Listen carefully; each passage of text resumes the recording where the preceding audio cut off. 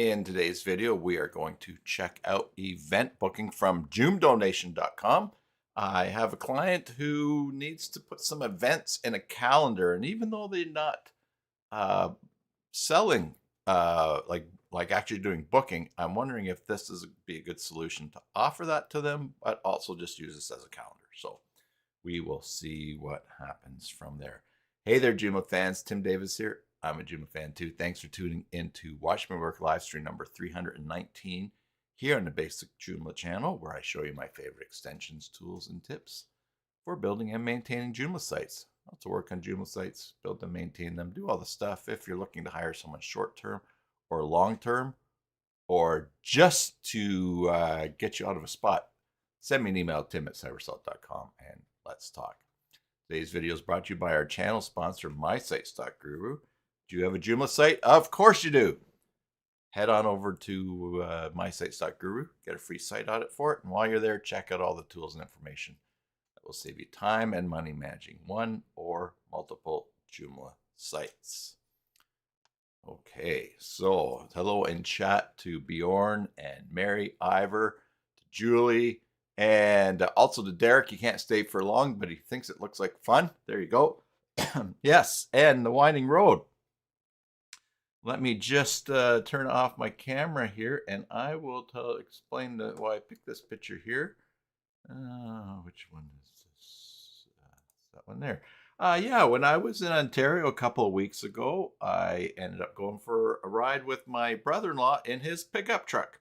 And so we were just traveling along a back road there, taking a load of firewood to his daughter and son-in-law. And this is my old stomping grounds from where I grew up. And it was fun to be in a dump truck, sitting up nice and high. So I just grabbed a picture to remember the moment. And I'm happy to share that with you. Hello, Michael in chat. Good to see you. All right, everybody. So let's turn our attention to the screen and we will get right to it. So I believe it's this one here. Yeah. So Joom donation. I have a client who uses this very successfully in their business, booking courses, courses that train CPR, the resuscitation skill, and but I also have a client who is also a friend who teaches dance for a living, and she was just recently trying to she's been sending out her dance schedule sort of in a table, which looks okay on her website, but of course does not work well on mobile.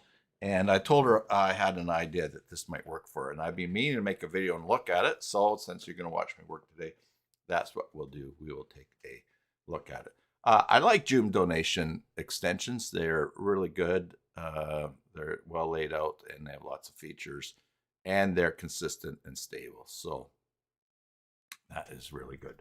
If we, I guess we can look at some screenshots and that, but let's see the paid add-ons. You can, looks like you can sync with Google Calendar, Google Spreadsheet, and also payment plugins. They've got a bunch here, which is great. I know that my friend, people sign up for her classes through the community centers where she hosts them, but she also has dances and other events. So let's see how this goes. Now, this is one of those websites where when one of those extensions that you will get a event booking unzip first. So the files that you're using will be in there. And so you have to unzip them. I've already done that. And if we go and we look, what we end up with after unzipping is the COM event booking. And that's what we're going to install here on this Joomla 5 site.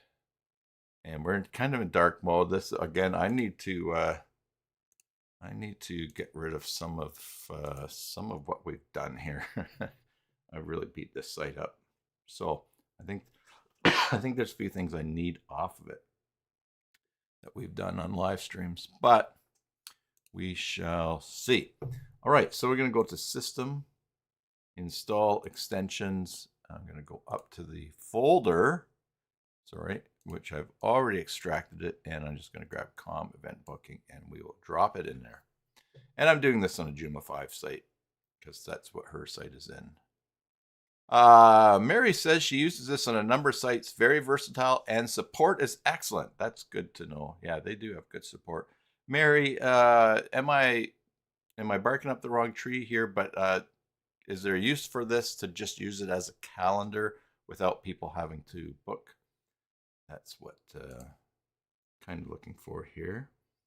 All right, let's go down to event booking, and we'll go to the dashboard, and there we go. Nice little dashboard to keep track of things. And let's go to the setup, and that's to categories. So why don't we make let's pretend that I'm going to teach some classes in woodworking and metalworking. So we would want to create a category, and I'm just going to call this woodworking classes. Mary says it can be done that, and then you can upsell them. It will all be set up. If they use ACY mailing, you can add events to their newsletter. Excellent, because she does use ACY mailing. I've got her using that as well. So we've got woodworking classes here. All right, and we're going to, we'll probably, an image for the woodworking classes, alt text, a custom detail URL. If you want to use a custom URL to show the category page, enter the URL here. Usually this should be empty unless you use a page builder to build category page. Okay. Let's do a description. Let's make some stuff out of wood. I'm going to share this video with my friend. Hello, Elizabeth. If you are watching, hopefully you are, so she can just sort of see some of the basics here. She's actually very, very adept at picking things up technologically, so I'm confident that this will work out well for her. All right, so let's make some stuff out of wood. All right, interesting. I'm going to go and I'm going to copy that. All right, now you can have parent category. So a woodworking class could then be wood lathe class. You could make another category, or working with hand tools or things like that. But payment methods, all payment methods. Okay, so there's PayPal, Authorized.net, and WorldPay that are included here. So PayPal is good. I'm a big fan of Stripe. It's the poor man's credit card processor. You don't have to have a terminal or an account or a bank account specifically for it, so that's nice. So if someone was going to pay by PayPal, you'd put your PayPal email in here. When someone registers, you can get a notification email. You would put your email in there. The text color, if you select the text color here, all events belong to this category will be displayed in the calendar with this text color. And look, we have a nice selector. So working in wood, we should probably do something that's kind of brown, right? Let's see. Yeah, that'll be good. And the background color, let's see, I really like these mouse over tooltips here. If you select a color here, all events belong to this category will be displayed in the calendar with that. Do we just... Oh, that's the text color. Oh, let's do that as white. What's that? That's FF, right? White. And then we'll do our brown here. Okay. And access level, again, if this is something that you make available to the whole public, or if you were making these courses available only to people who had a regular membership with your site, or who had signed up for something, you could set that up. And the submit event access level, same thing. So I guess event access level, interesting. Wonder what those are together. We have image alt text. Where I don't really have a. Let's see how this works here. Why don't we upload an image? Let's go to Unsplash. .com, and let's go woodworking. All right. And what's a good picture for woodworking? Let's go with sure, why not? We'll just do this here. There we go. All right, going to download for free, and this is going to be huge. Unfortunately, the uploader in Joomla does not allow you to resize. So let's see, let's download. Oh, I'm going to download small up here, 640 by 332. That'll be good. And I'm just going to put that there. We'll go woodworking. All right. And then we'll close that, and let's get some metal working. All right. And that's oh no, that's a plus. That's for if you have a membership.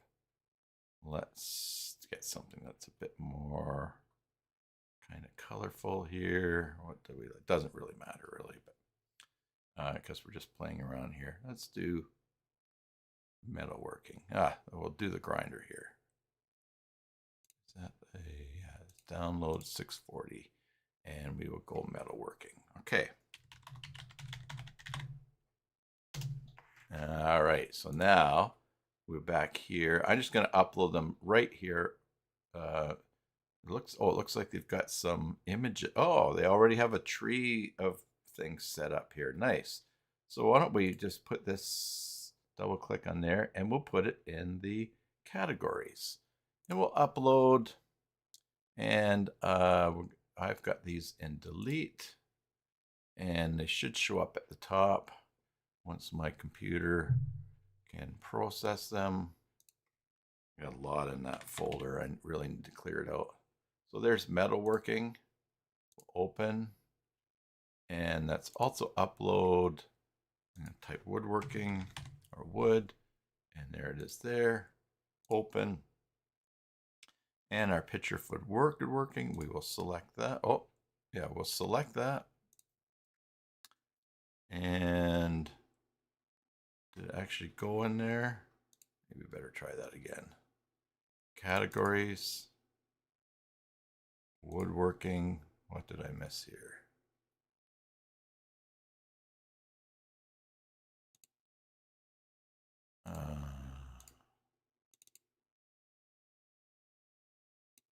What's happening?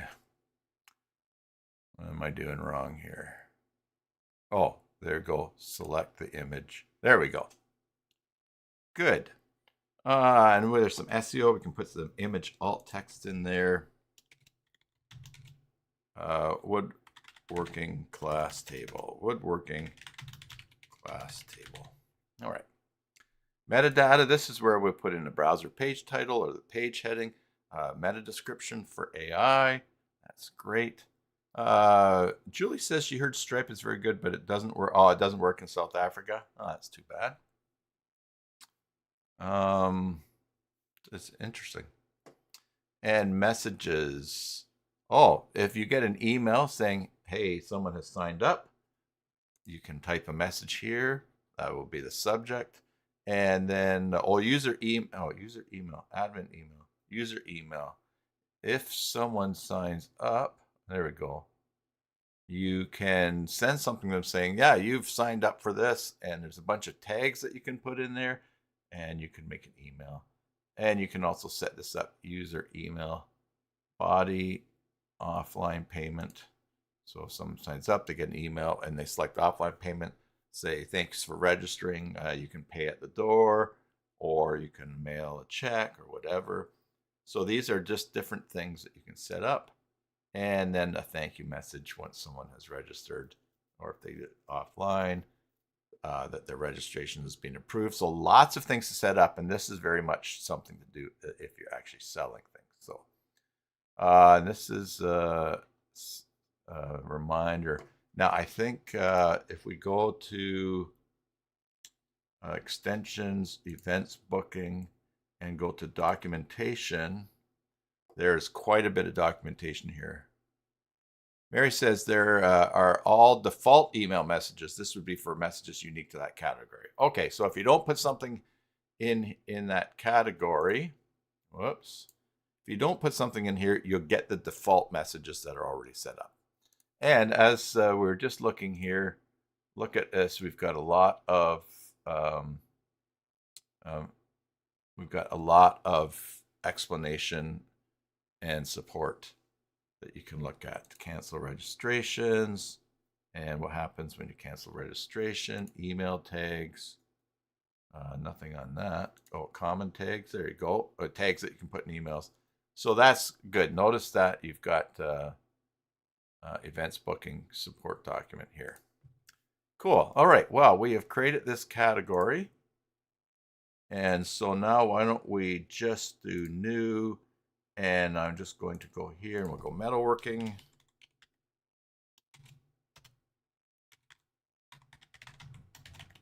Classes, excellent. We do have a metalworking picture that we can go to. We'll go to here, select that, and that's what will be there. The rest we'll leave. Oh, let's actually I saved that. Working. Yeah, I think I said this. Let's make stuff. Let's make stuff with metal. All right. Nice. Mary says correct about the email. Good. All right, and everything else here is okay. So we're going to go save and close. Now let's make an event, right? And I did the category first because you won't have to assign an event to a category. So let's go into here. Let's wait for this to come up. You would not believe how many tabs I have open on my computer right now. Beaucoup de tabs, as they might not say in Quebec. All right, let's make a new event. Let's go. So let's do an event called Make a Birdhouse. All right. Now the category, of course, is going to be woodworking classes. And do we want to add some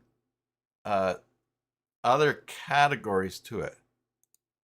They have to be existing. So you could, let's say that you had a category for woodworking classes, but you also had a category for using hand tools. And this making a birdhouse class was going to be with hand tools only. So you could then also add it to hand tools. And of course, we could put an image in here. Michael, the wife is ready to go Christmas shopping. Gotta go. Oh, bye. Have fun, Michael. And now's a good time for you to do your Christmas shopping as well. So not just your wife. Have a good time.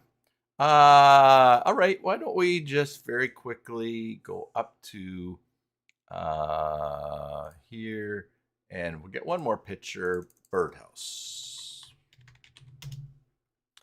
And there's a lovely birdhouse. We'll click on that. We'll download it. Nice thing about Unsplash is you don't have to give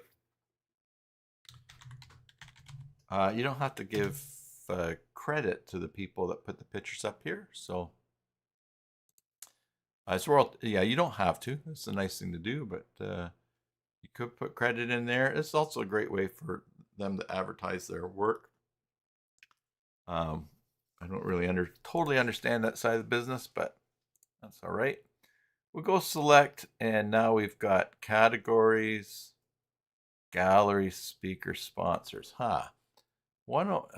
Categories, galleries. Interesting that there's not one for courses. So why don't we make a folder here? We'll create a new folder right here, and we'll call this courses. All right. And we'll double click on here. We will upload. And there's our birdhouse right there. Uh-oh. Yeah. Birdhouse.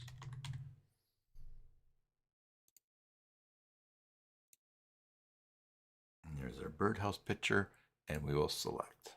Okay, location. Now we don't have a location yet, but here, let's create one. Location. The name of the location will be Cybersalt Cybersalt Shop. This is where I have my woodworking courses. And let's say that it is at 3486 Chosen Road. And the coordinates, oh, well, we would have to find where those coordinates are. And if I save, it's going to say, oh, all right, it guessed at something. All right, well, we won't worry about the coordinates now. And when is this event going to start? Well, this is going to, we're going to start this on December the 8th at, and this is 24-hour clock, so 8 o'clock, let's say if we're going to do it at 7 o'clock at night, that would be 1900. And the event start date and the end date. So it would be the same date, which will be the 8th. And we're going to it's a 2-hour course, a 2-hour thing. So it's that. Registration start date. So when is this available for people to register? I'm not going to put anything in there because I think Bjorn says don't give her your wallet.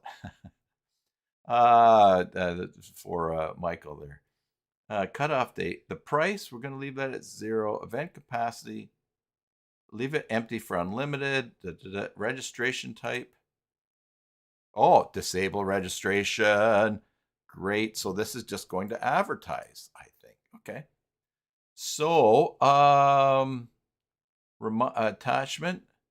You want the system to send file attachment to registrants automatically after they register. Okay, that's good to know. You could send them a PDF. You could say, hey, here's a PDF of, please sign the waiver before you show up for this course or bring this all signed out. Or here's a list of tools that you need. And these would be reminders for just saying, hey, the event is going to start in 7 days. Don't forget you signed up for this. Remember, it's tomorrow night. Very nice features. Excellent. Short description. Birds need houses. Let's build some for them. All right. And then you could have a longer description in this. And let's just put longer description. This could be, well, let's just put this in this 2-hour class, we will be building a birdhouse with hand tools. Hand tools. All right. Notice if you right click here, I can't fix the spelling there. That's interesting. All right, so that is that. Now, interesting here, registrants number, rate per person. Oh, if one person registers, they would pay a price. If 2 people register, they might get a discount. If 10 people register, you could give them a really good discount. Password, if you want your event to be private, you can enter a password here. By entering a password, users will need to know this password to register for this event. Okay, so you have an event and then you send out a mailing to people and say, hey, here's the password to register for this event. We're going to have it online, but you have to have, it's only available to certain people. Is it featured, hidden, published? Okay, who's it created by? That's going to automatically be user. Minimum number of registrants for group registration. Again, this is if you're booking, so you might say, oh, to get group registration, there have to be 5 people. Number of registrants, maximum number of registrants for group. Okay. Free events registration status. By default, when someone registers for free events, the status will be paid approved. If you want to approve the registration, set it depending. Oh, so someone signs up for something that's free, it just automatically shows as paid, or you might want to say pending. Okay. Members discount apply for each member. Okay. So you give a discount for members. And enable cancel registration. Yeah. When this will be published or show up on the site, offline payment registration, complete URL. Okay, so so if someone's going to register and pay offline, you give them this URL and it gives them the instructions, I think. Discount setting, member discount. Type or select some options. So if someone were belonging to the cat pages group, then this is from playing around other times on the site here, you can give them a percentage discount. You can give them an early bird discount. So if they sign up before the end of the month, say 30th, they could sign up and get 10% off or an amount off. If they sign up the day of, they have to pay a late fee because that means you have to run around and get wood for the class. Okay. Again, here's page title, page heading, keywords and meta description. That's good for SEO. ICS content, that relates to if they're going to, I think, click and add this to their Google Calendar or their Outlook calendar. Options. All right. User registration. If set to yes, users will be able to enter username and password on registration form. So that would they would register for an account on your site. A coupon, enable waiting list. So if it's sold out, people go on a waiting list. Again, all things for booking. Generate ICS file. Okay, so that would be actually making an ICS file for that event, I guess. Reduce registration process. Maybe it's simplified. Okay, and advanced settings. Payment methods all allowed. Fixed group price. So you could say groups of 4 or more can register for one price. Nice. Lots of things to check out here. And then messages. This is going to be more emails if you don't want to use the default. All right, so we have made make a birdhouse. Okay, and we disabled registration, which is great. Now, this shows where people who have registered for it will be listed. There's a whole bunch of things here. Wow. All right. Export registrants, mass email. You can email all of your registrants. Okay, discount bundles. You can create a discount bundle. Let's say if you want to, if you're going to have, you could sell a bundle of classes for discount if they prepay. Themes. This is okay. So this is to make a theme for how things appear. That would be an advanced thing. Custom fields. This is kind of cool. So here's all the fields that people will be registering, but you can also make a custom field. So something that is, let's just see. Well, maybe we should get going to, well, and this is for registration. Let's just get this calendar going. All right, so I'm going to go to the home dashboard here, and I'm going to go to menus, and here's the main menu, which is at the top, and we're going to make a new menu item. We'll go to select, and we're going to go to event booking, and let's go to the calendar monthly layout. Now I want to see that. We'll call this event calendar. All right, and what category do we want to see? We'll see the top. So you could actually, okay, well, we'll do this. You could actually make a submenu for woodworking classes. That's cool. What categories do you want to see? So if we leave this, they'll all be displayed.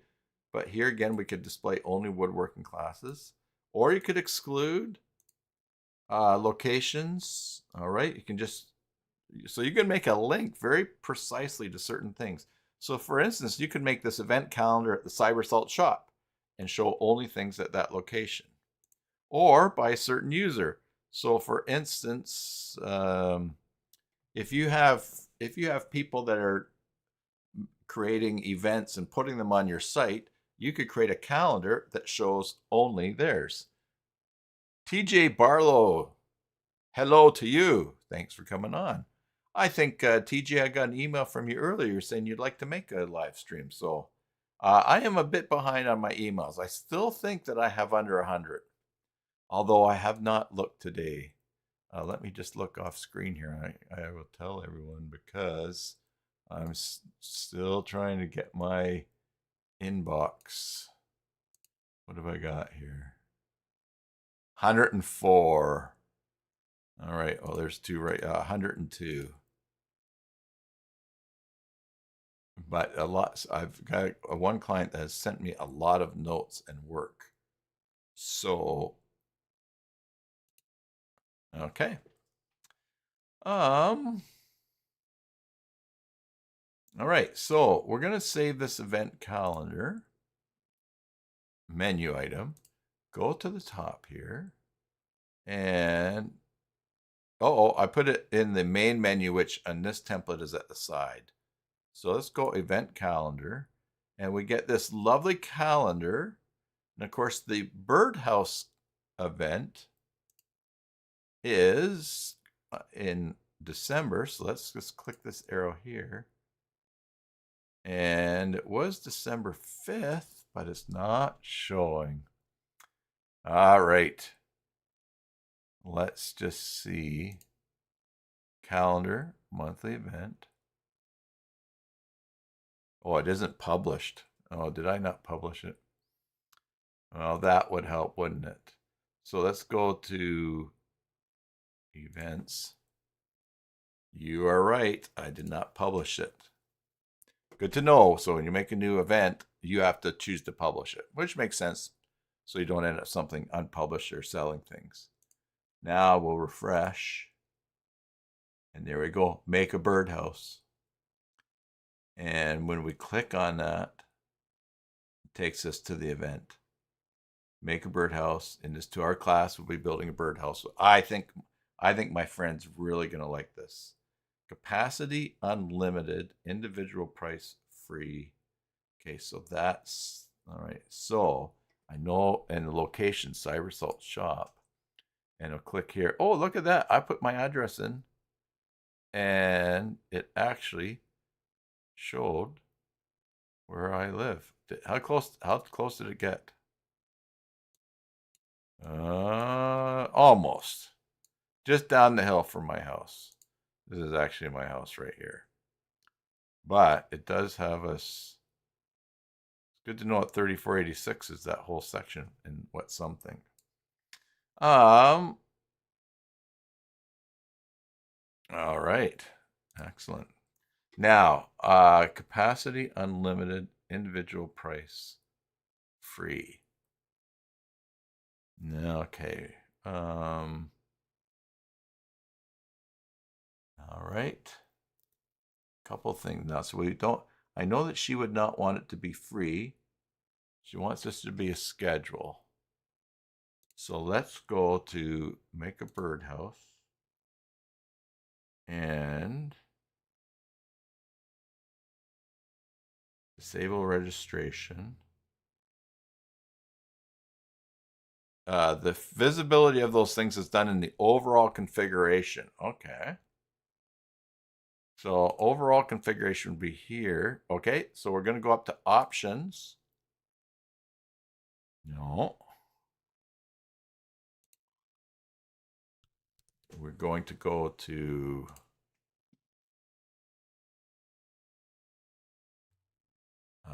okay, let's just see where that would be.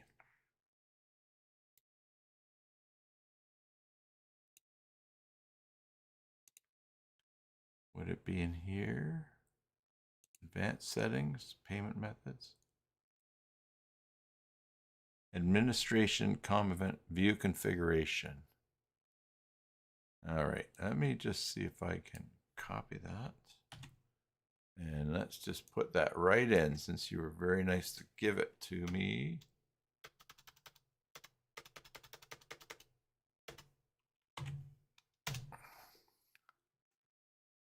Configuration. Oh, okay. And as Bjorn's pointed out, under dashboard configuration. Okay. All right. So this is where you put the download ID if you have a license for it, which I do. I'll put that in later on.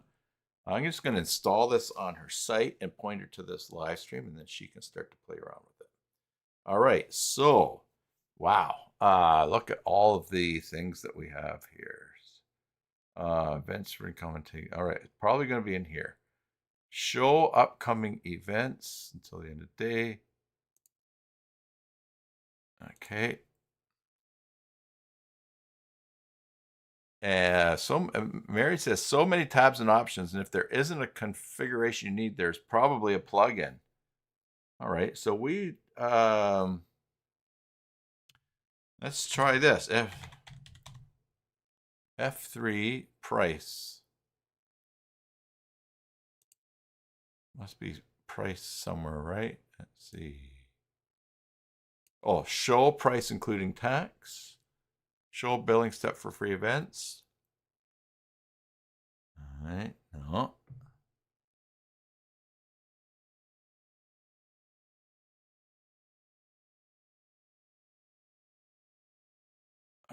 Look at all this. Okay, so we got some mail settings. In order to send mail out, we want to put into here the from and that. Okay, map provider was OpenStreet. That was great. That works fine.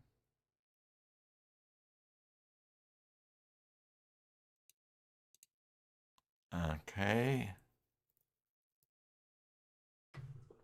Oh boy, oh boy, oh boy, oh boy. Okay, well, we'll find it here.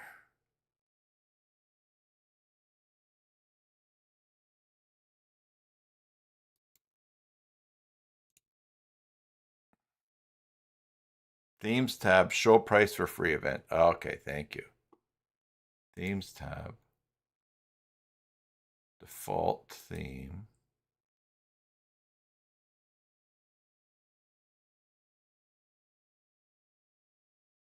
I think maybe there's somewhere else, right? Events, booking, dashboard,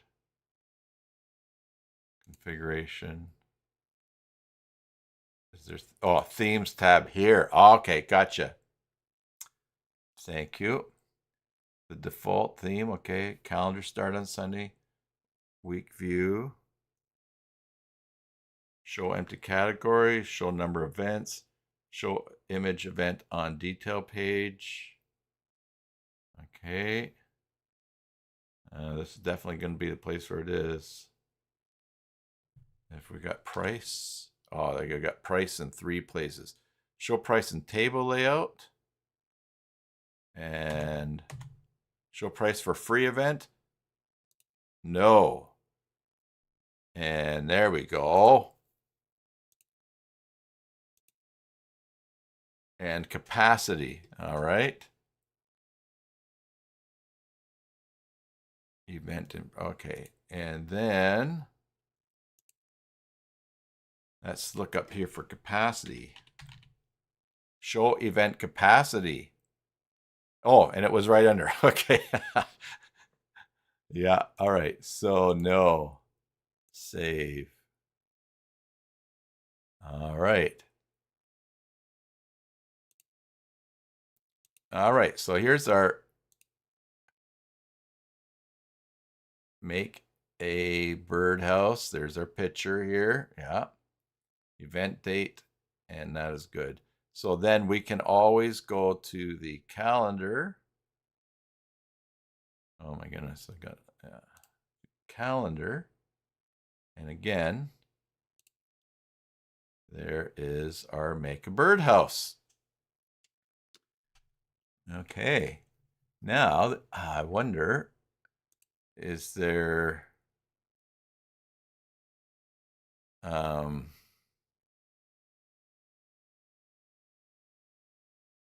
wonder, is there a place where we can have the time show up on the calendar? There are lots of features to fall into here. And of course, once this is set up, it's going to work really well on your site. Show a calendar, or that's a display. Okay. Show all days a month. Show calendar legend.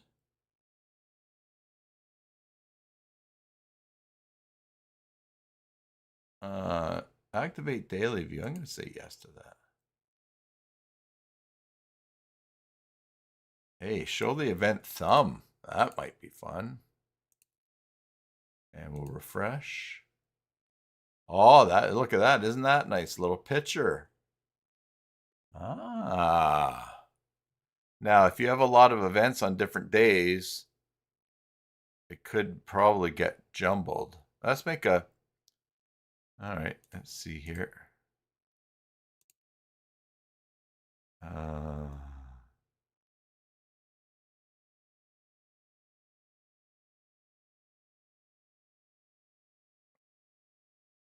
All right, F3. Let's look for time. Show event time. Okay. Let's save. Oh, that's good. Now, I don't think time will show up on the calendar here. Oh, yeah, 7 p.m. Oh, that's nice. And when we click on the event, we get the time there anyways. Oh, this is really good. Now, the next thing is, why don't we make this class events. Let's make a birdhouse. In fact, I'm going to do this. Let's go basic information. Make a hammer. All right. And we're going to make, I'm going to do this here, metalworking class. Now, I'm going to save as copy right away. All right. And now it will be, I imagine it's still published, the copy that we made here. Okay. Let's get a hammer picture here. And yeah, that's the hammer we're going to make. Hammer. You can't touch that. Hammer. All right, so we're going to upload the hammer picture. This is really nice. This is very nice. I'm going to select that. And metalworking. And so this is a metalworking class.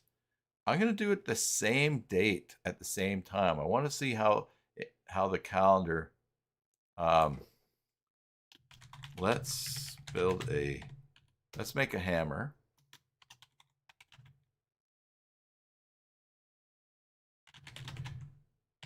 Hammer.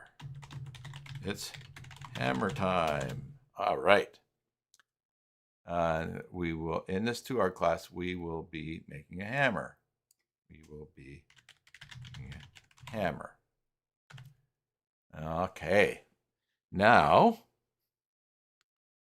I think that's everything that we need here. We've got it the same date.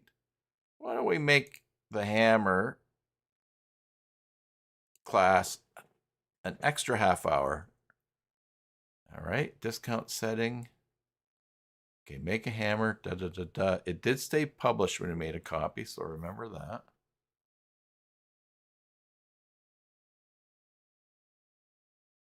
Oh, look, you can hide display from the events list. Now, let's refresh here. Okay, so it just makes the date really big. But we've got make a hammer. Go here. And there we go. Let's make the hammer course regular. Let's make it repeat. I bet we can do that.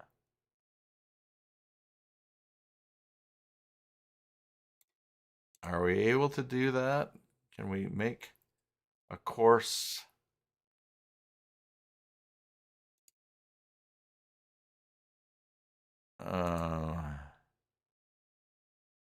Oh, I bet you. Yes.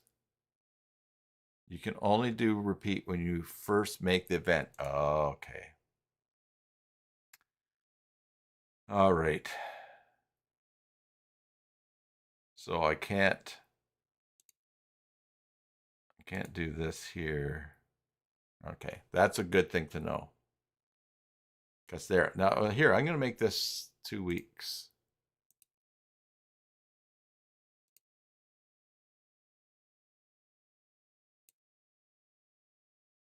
And it still shows when it starts, but it'll last for that. All right, so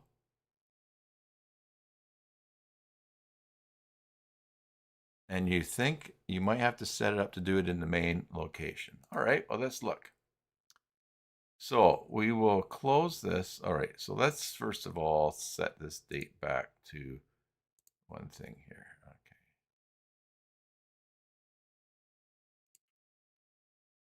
And let's go to configuration.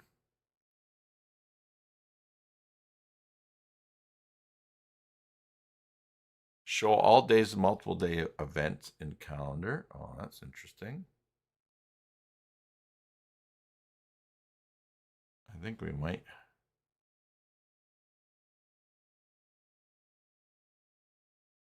Okay.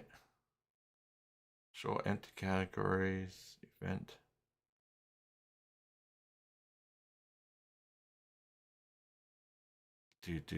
Public direction, registrants, order direction.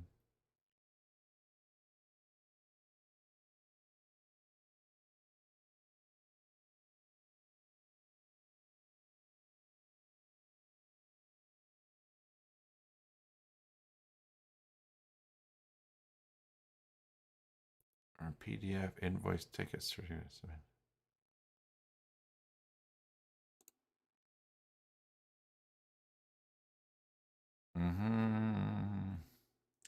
All right,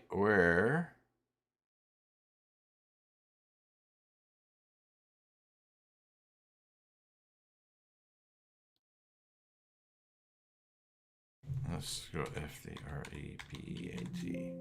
Let's do something I don't usually do.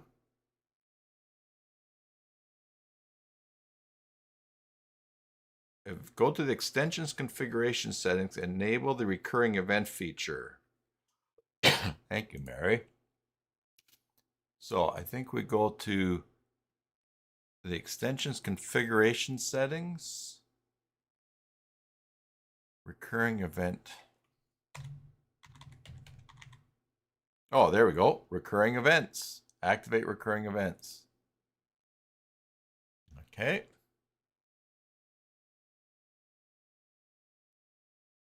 Oh, and AI said that. All right. Excellent. Oh my goodness. Don't get me started about AI. You would not believe. I cannot believe the stuff that I've been making in AI. I use WHMCS for invoicing my clients and for managing the hosting and all that. Yesterday, I began work on a bridge between Joomla and WHMCS, and it took a while to get the API thing sorted out. But now I'm going to be able to sync WHMCS users, my clients, as with their web hosting and all that, or their services domain renewals. I'm going to be able to sync their user profiles to my Joomla site and then use ACY mailing for communicating with them, adding them to groups based on the products that they have. Oh my goodness. Mary said she made it, yeah, with Claude yesterday. So cool. All right. Anyways, we don't get going on that. So we've got reoccurring events in there. And Mary said that we can't, you have to do it at the beginning. Okay. So just to make sure that that has not changed, let's go make a hammer and event. Yeah. Okay. So that's going to be good. So let's close woodworking, metalworking. Let's do painting. All right. So categories, new woodworking, metalworking, and what's another thing? Oh my goodness, you got metal. You got what else would you make things in? I don't know. Let's do Lego. No, we won't make Lego. Oh yeah, should go with Lego. Um, oh, 3D. Let's do a thing on 3D printing. Okay. We'll make a category. And no parent, anything like that. We'll just leave courses on 3D printing. All right. Save and close. Okay, so we've got that. Let's just go up here. We'll grab an image and say 3D printing.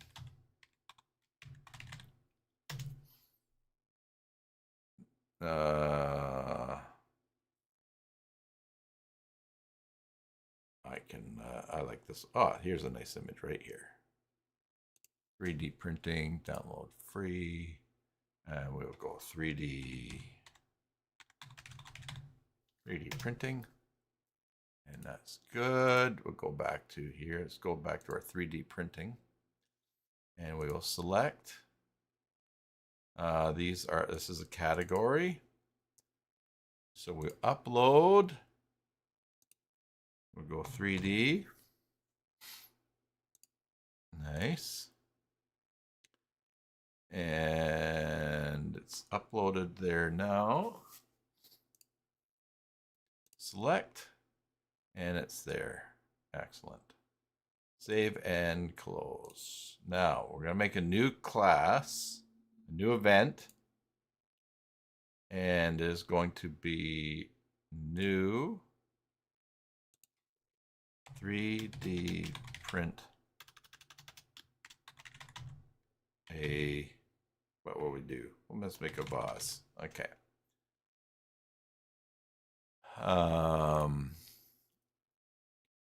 Maybe, actually, let's pick something that we've got here.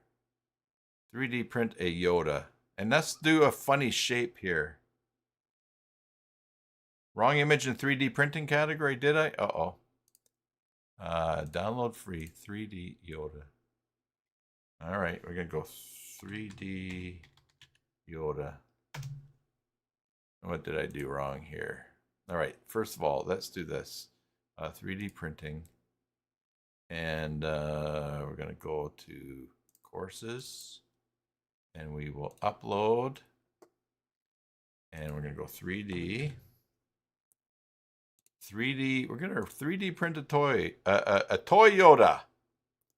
Not a Datsun, a Toyota. And this is a funny shape, so this kind of shows how things can throw things off. All right. We've got image, alt text, location. We're going to do it CyberSalt Shop. Start date. We're going to do it the day after on the 9th. And this one will also be at 7 o'clock at night.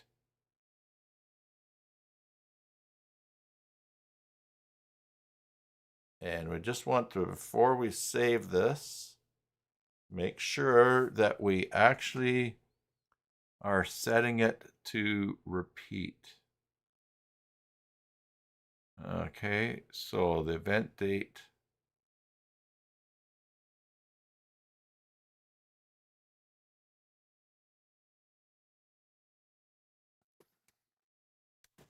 Recurring right side. Thank you. Mary, I'm so glad you're here today. I'm always happy that you're here, but repeat type. Yes, daily. Nice.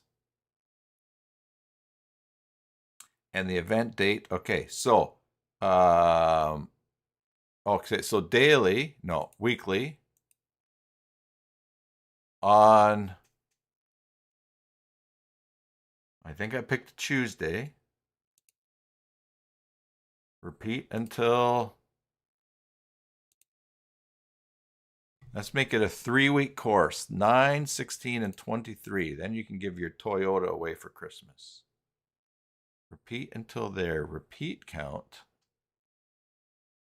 What is repeat count? Let's just see here. Repeat. R-E-P-E-A-T. Recurring events. To create a recurring event, you'll first need to go events booking configuration, activate it. Yes. You create a recurring event, systems will create different instances. Yeah. Of that event. Each instance, if I didn't choose a date, you could have just had 3. Okay. when you create a recurring event, the systems will create different instances of that event. Each instance will have its own event start date registrants, following the pattern you choose, daily, weekly, monthly, until the event start date reaches the date you entered in repeat until parameter, or until the number of created events reaches repeat parameters. So when you create a recurring event, you will need to enter a data into repeat until parameter, or enter a number, or you cannot leave both those settings empty. This is the most common mistake. Each recurring child event is an independent event and its own registrants. You can change settings of a child event and it will not affect other child events. Oh.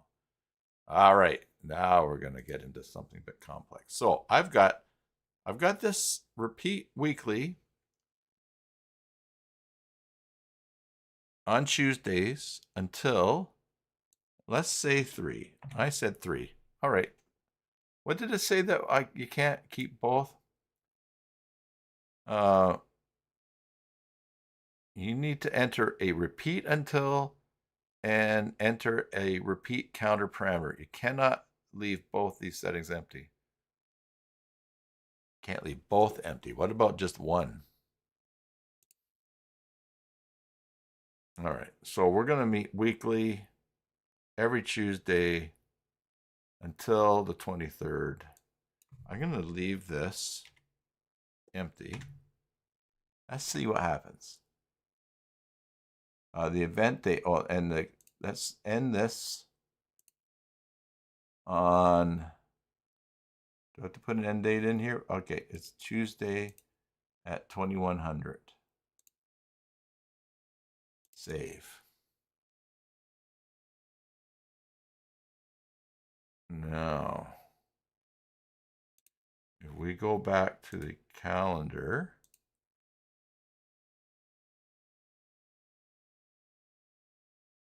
oh, we're not even on this window here. Yeah. Event calendar.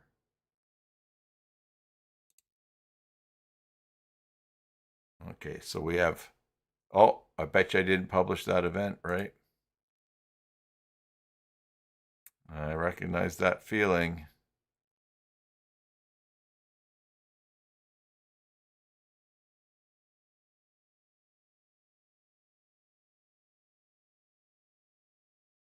It's over here somewhere, right?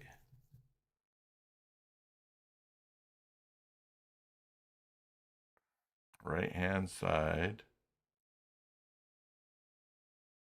Published. Okay. Save.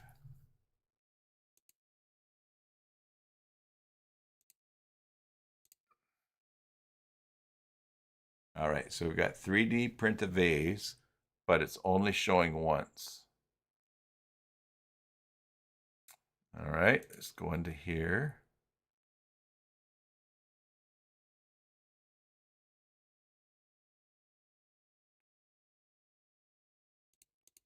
So if I put 3 and save, no. I'll figure this out.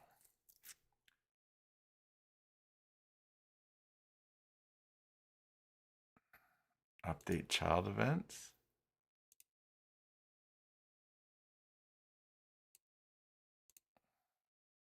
There we go.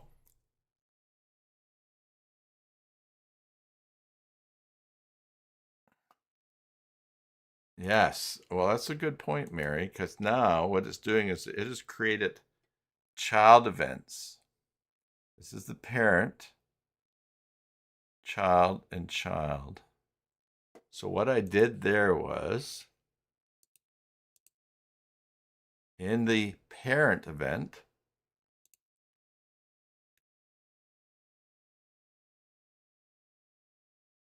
okay, so let's see here. If this short, okay, let's just understand this here. 3D print a vase, 7 o'clock. Okay, so we see how this taller image, by using an image that's different in the shape, it kind of throws off the calendar here. But I think if I 3D print a vase, if I go to this event, just 3D print a vase, and I change the title, that's 3D print a vases. I'm going to save that, but I'm not going to update child events. I think what will happen is when I refresh, look at that, 3D print a vases, 3D print a vase. But if I go back here and I say update child, I make changes, update child events and save,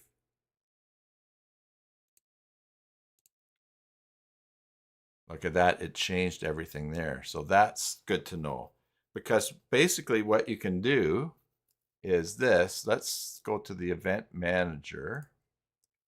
Let's say for the second week, 3D print AV. All right. Okay. Save. I've now changed the title on that one to 3D print a V, but 3D print a vases and it is there. Now, this will be interesting to see too. If I go back to, is the slug updated too? Let's see. I don't think so because I didn't change it. Alias, already has an alias of 3D print of vases 1216. No, it didn't change it. It did change it. Yeah, Bjorn says not good for search engine optimization. Yes. So I think what's important is that once you master how this works, that you do everything right from the start. Now, that said, since this is a child thing, so for instance, let's say, we can't do the course that day. I can just say unpublish, and there's no course that day.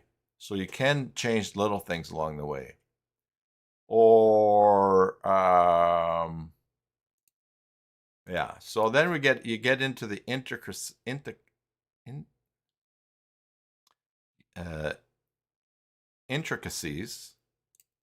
of managing things, managing your courses that are over a certain number of dates. The other thing too is, let's suppose that you have your calendar. Let's suppose that the 16th was a holiday. Well, instead of saying these courses are for such and such and such and such a date, but not this date, excuse me, you could make a whole string of them, but then just delete the course for that holiday. But I think that now I can go back to the main one here, and I can say 3D print a vase. I'm going to go down here and I'm going to update all children with this change, which I think will probably republish it. Yes, it did. And it's 3D print a vase. But each one of these has a different, yeah, it did change the SEO, the slug. So basically, once you get this mastered, you want to be able to manage the things that you have. All right. Which is really great, because let's suppose that this is a course that you offering in December, but you're also offering it in January as well, a completely different set, and you're doing it on Thursday. You could go to 3D print a vase, the main one here, and then So let's 3D print a vase. Let's say that this is a weekly course. It's the same number of dates, but you're going to offer it in January, on January the 8th, on Thursday nights. All right. And you could put a different location, but if you go save as copy,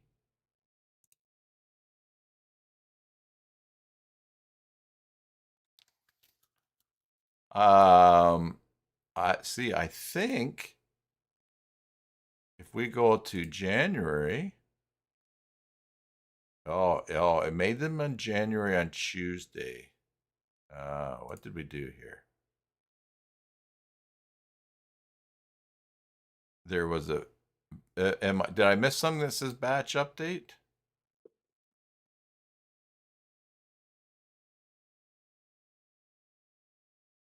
See, this is events. Oh, I put it on Tuesdays here. I have to set it for Thursdays, every Thursday.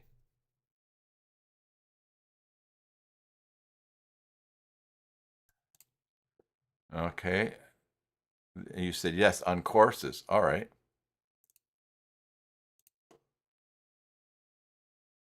That's December.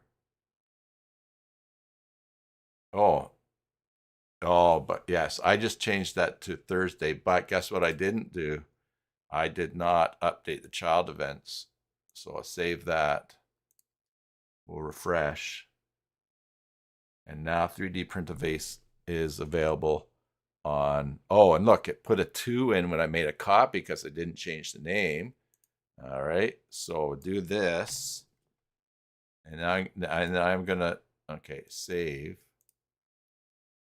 And we'll refresh. And there's the 3D Print a Vase. Now,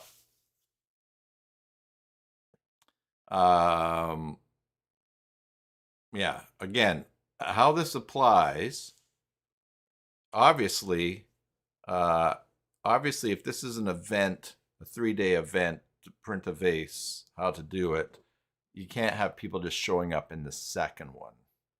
So again, for the case use, you have to apply it. But if you're, if people are aware that they have to sign up, that it's not just a drop down thing. So for instance, you can put in this event information in the description. Oh, and we still have register individual here, so we could look at that.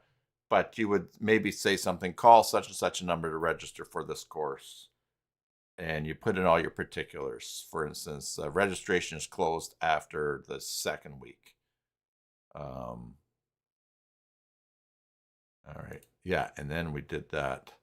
That's because down here, I did not disable registration. So I would want to do this. And I would want to update children events, save and close. All right. So under courses, under events, where did you a batch on courses? Purge URLs. Oh, batch. Okay.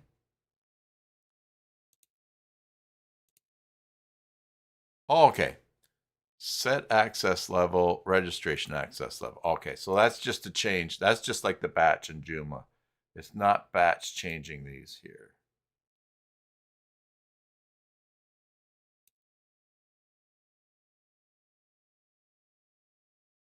And remember that to do multiples, to do recurring or repeating, as Mary said, you have to do that when you create the event. Let's go woodworking classes. Let's put woodworking and put it in metal. Let's see what happens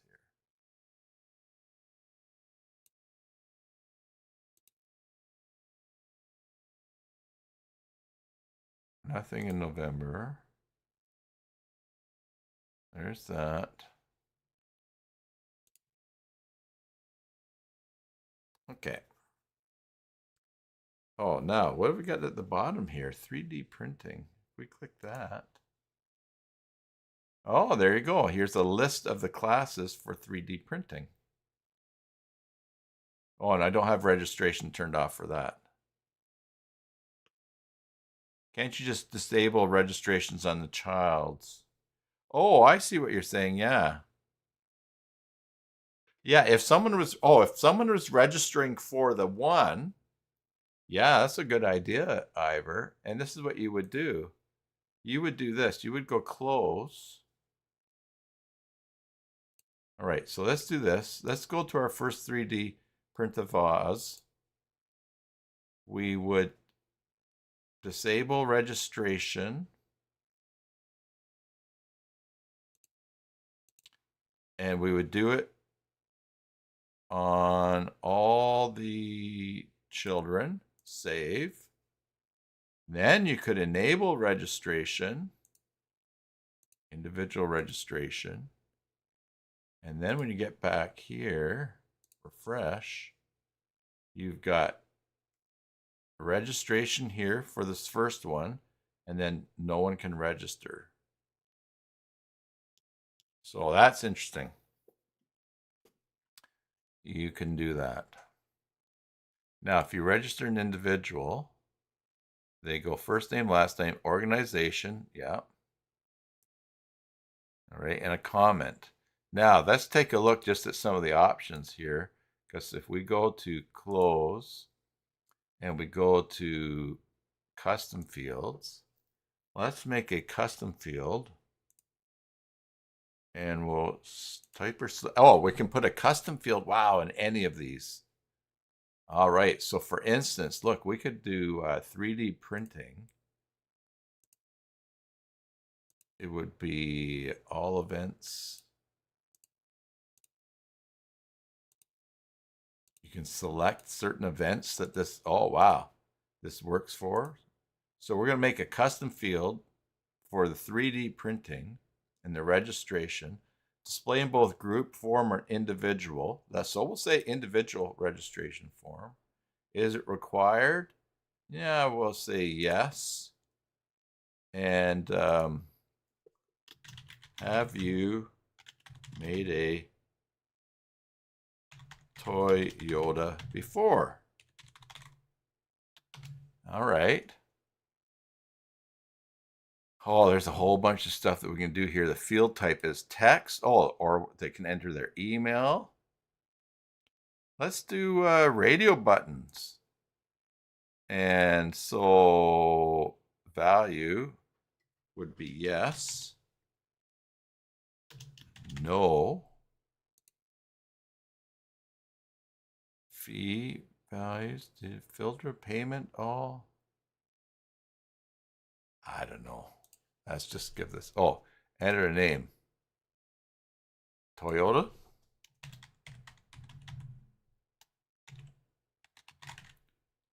Toy Yoda. Question. All right. Save.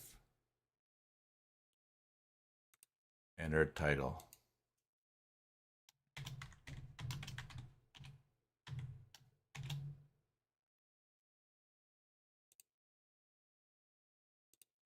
Now, if we go to registration for this course, there you go. Toyota Q.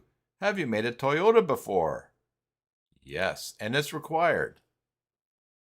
So you can really customize collecting information. For instance, in the woodworking class, you could say, how many fingers do you have presently?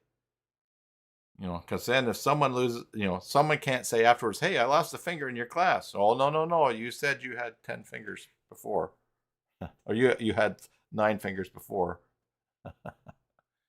All right. So that's really great too. Lots of customization available. Very powerful. And then there's the group registration. Did we have let's see here. Register individual. Bjorn says 9. Bjorn, you lost a finger in 2015? I did not know that. Let's go 3D print a vase. Close that. And let's say events. I think it's this one here. 3D print a vase. Registration. We'll do group. Let's just see what that looks like. Oh, did I selected group only?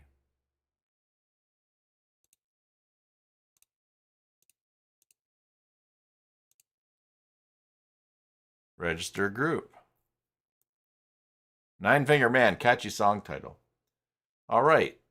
Enter the information in the form below to complete group registration for 3D print a vase. Number members. Please enter the number of members for your group registration. Let's see, there's going to be 6. All right. Next. First name, second, third. Oh, isn't that nice? Next. Oh, that's required. Then after you would go to billing. And of course, this is for registration. And if it's free, then you could sign up those 3. And that's pretty neat. Yeah, Bjorn, that could be the next AI song that you put on your AI channel. The 9-Finger Man. Write a song about a 9-Finger Man. That would be cool. Send me a link to that if you do that. All right. Well, I'm pretty happy about this. This is not only am I happy that this is going smoothly, and smoothly because of great help from you guys, especially Mary today. She'll be the star today. Even though it says she's number 2 for comments, she's number 1 helper today. But there is just a ton of custom and optional things that you can do here. And that is really good. So I think my friend's going to really like this, because here's the plus. If you built out a table with these classes, it doesn't look good in mobile. But watch this. Let's go to event calendar. Oh, pop over to plugins and search for events. Oh, okay. We'll do that next. But watch, if I go F12 and preview this on mobile and we refresh, let's see what's going on here.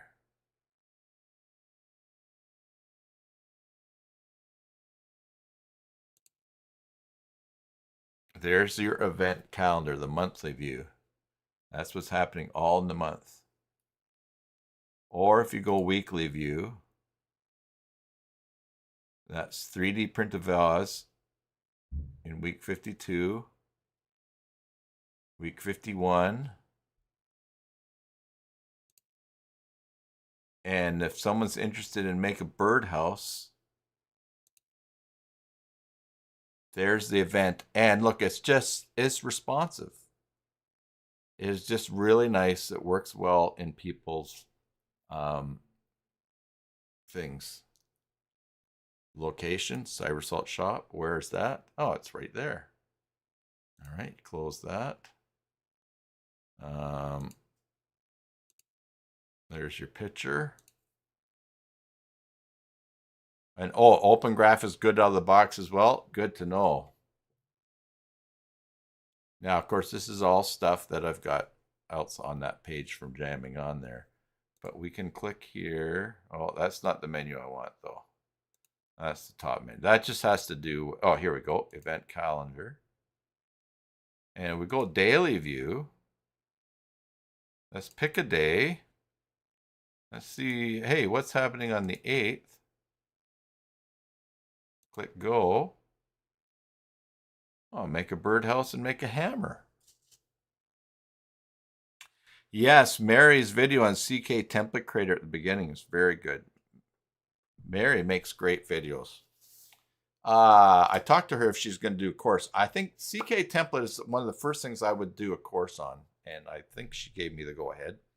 But because I don't want to steal her thunder, I'm working on a continuous learning extension, a component for my Joomla site that will make it a lot easier to organize the videos and the topics that I make videos for.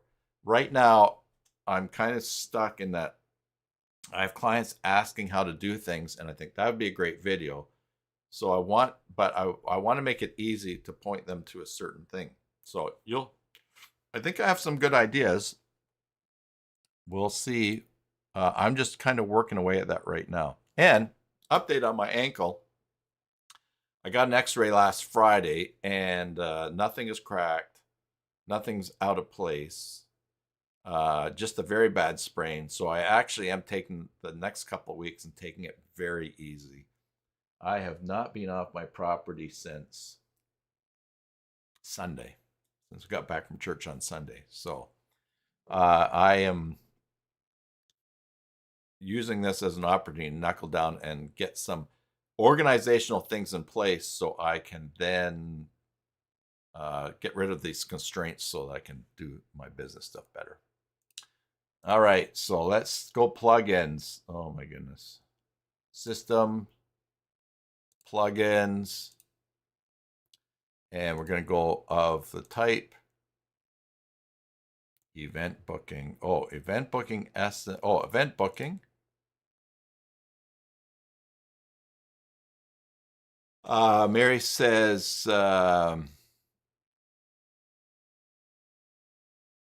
Bjorn says it uses Bootstrap by default. If you take that off, no responsiveness. Okay, well, I will not take that off then. Mary says next for her in videos is updated ACY mailing since client needs it, and then perfect publisher. Wow.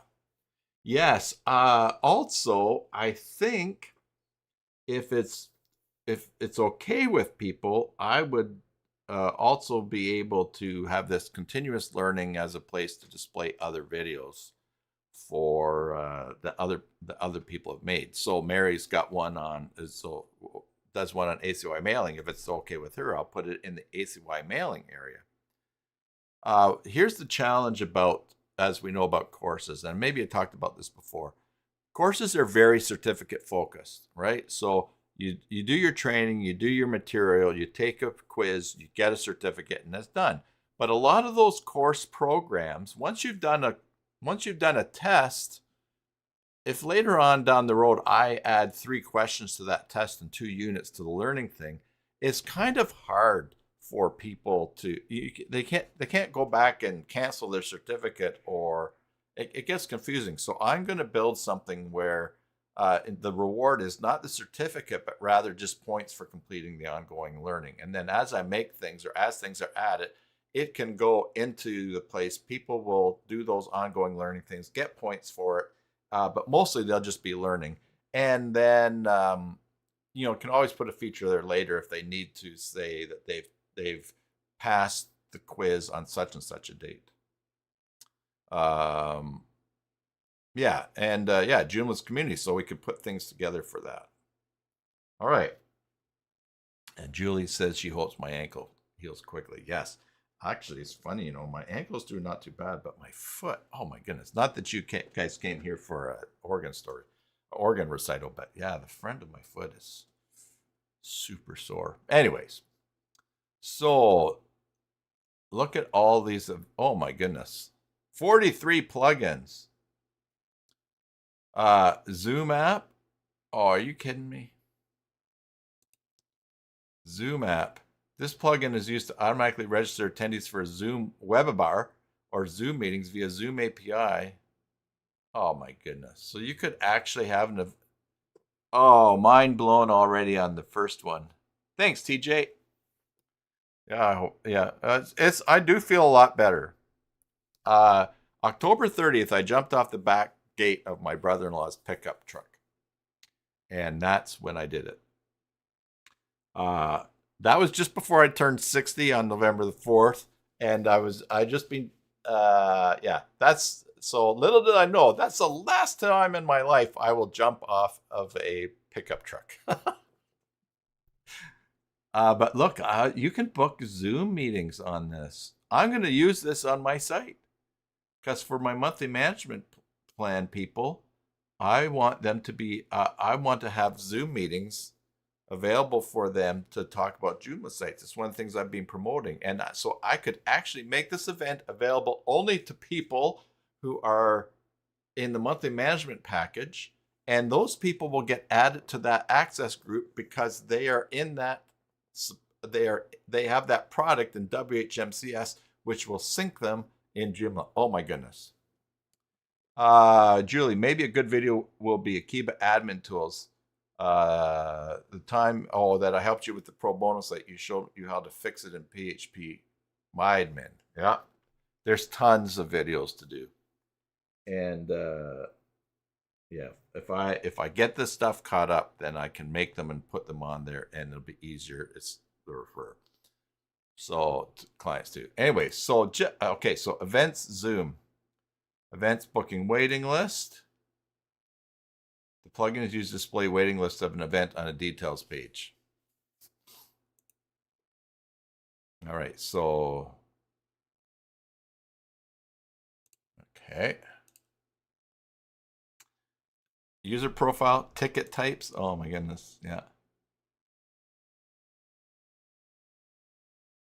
Enable wait tickets. Yeah, there's a ton of stuff that can be done on here. For instance, my friend who does these dance classes, they also put on dances. They could sell tickets to the dances off of the website. People could just bring them and hand them in at the door. Sponsors, events booking speakers. This plugin will allow adding and displaying speakers for an event. All right. Related events, registrant list. Oh, related events. No, we're not young anymore. This plugin allows you to configure related events for current level. When user sees event details, they will see these related events. This is a highly finished and mature extension. Prevent overlap registration. New event notification. Move registrants. Membership Pro. Okay, they have a membership extension. This plugin is used to get data from Membership Pro. All right, so for instance up here, they have their Membership Pro self-subscription plans. And so again, this is nice when you start using things that work together.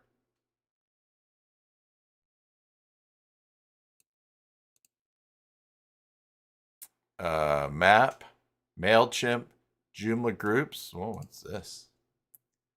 This plugin is used to assign users to Joomla groups when they subscribe to an event and event booking. Oh my goodness.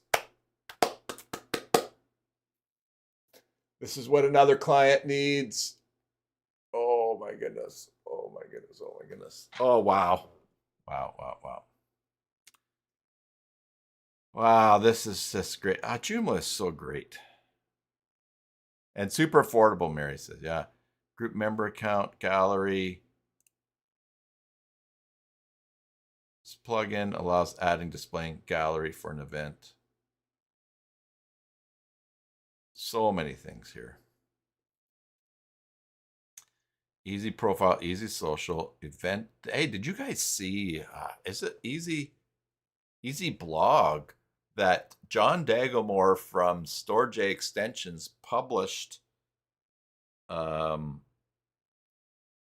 converter to move people from Easy Blog to his page builder.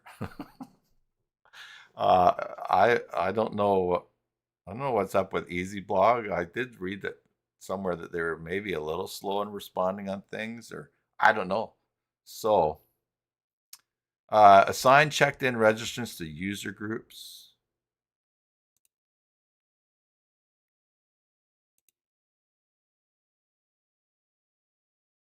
When they subscribe to an event in event booking, they get automatically added to one of these. Okay. Contact enhanced, easy profile, event dependencies. This plugin allows you to set up dependencies for an event. When an event has dependency, users can only register for this event if he has registered for all the dependencies events. Wow. So Toyota, you can't sign up for the Toyota Advanced unless you're signed up for the Toyota. Ah.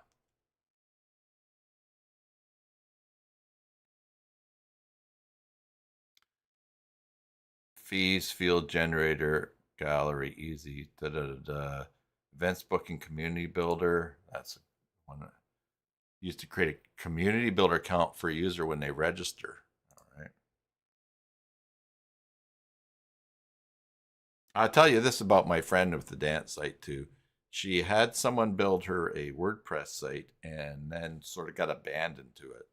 So the other, a couple months ago, I saw some things that she was struggling with on WordPress. And I said to her, look, can I just redo your site in Joomla? And she got on my monthly management plan. And now I said, you'll get a lot better support for me on doing that. So auto coupon, auto event data, agendas. Let's see. This plugin allows adding, displaying agendas for an event.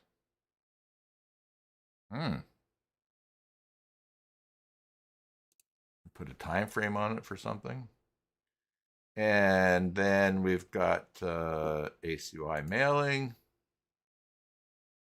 This plugin is used to add registrants to ACUI mailing when they register for an event.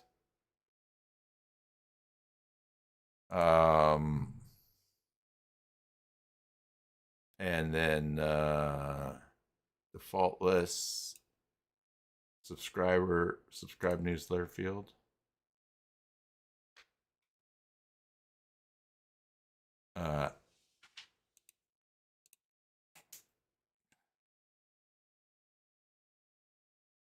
Also, ACUI mailing has the plugin to add events to newsletter.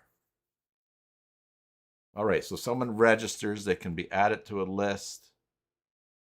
And I guess you must set up what list they would be signed up to. Okay. Great. Wow, this is great. That's going to help. That's at least 3 projects that I can think of that's going to help.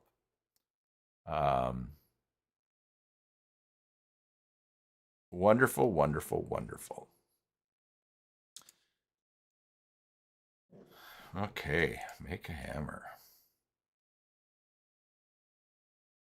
Now, of course, somewhere in here, that CSS is setting the image size, right?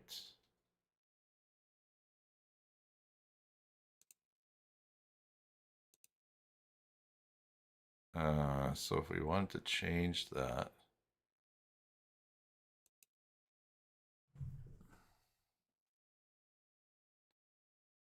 we might have to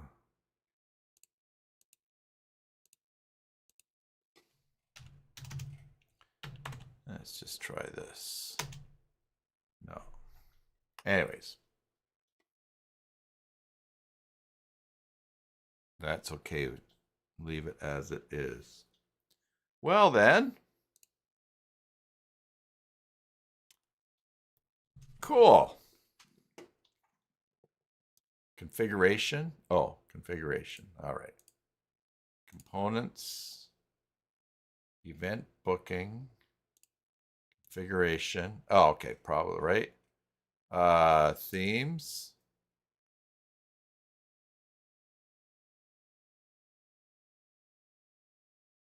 Image settings. Okay. Invoice. Configuration. General. Image settings. Oh, there you go. Resize PNG. Oh, there you go. Category thumb width. There we go. So if you want something a bit bigger and the height, event, let's do 300 all around. Can you resize event large image?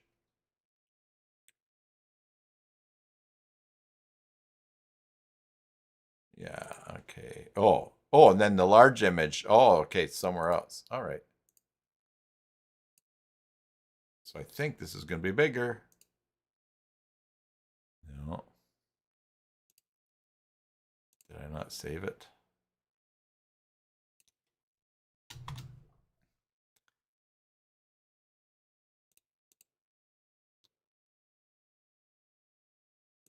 Okay, no.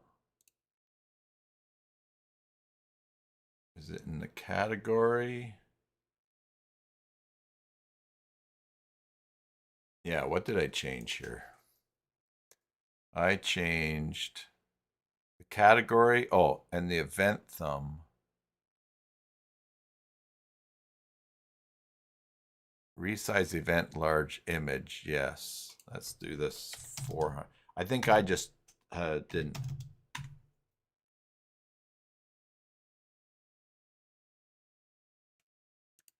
I think I just didn't change the resize for the actual event here. No.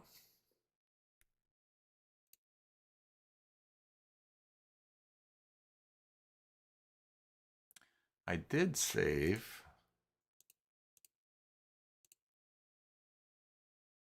Oh, look, they got a honeypot field here too for registration here. Nice. Oh, and you can change the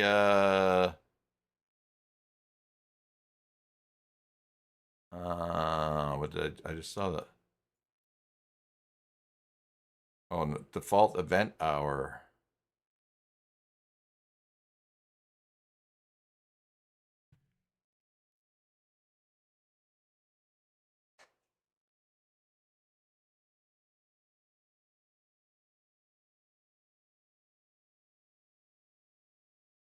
Is this uploading? No. When you upload it, is it doing it?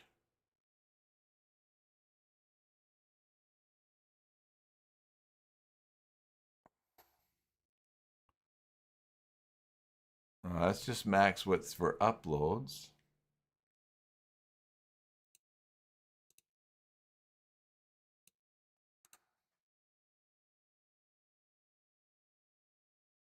Store user events image in his or own folder. Yeah.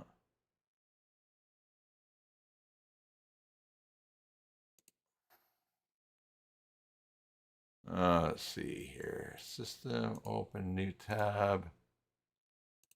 Clear cache. There's nothing there. Make a birdhouse. Control Shift and R.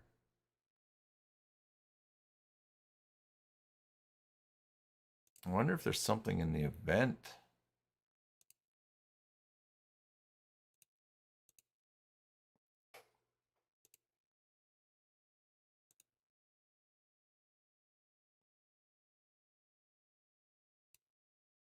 Hmm.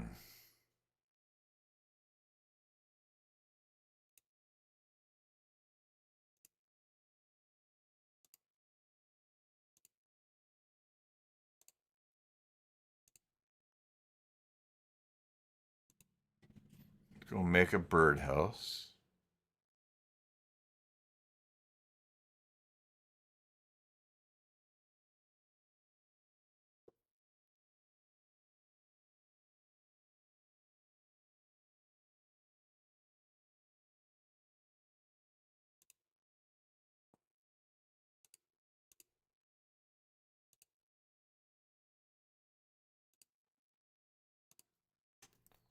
Hmm.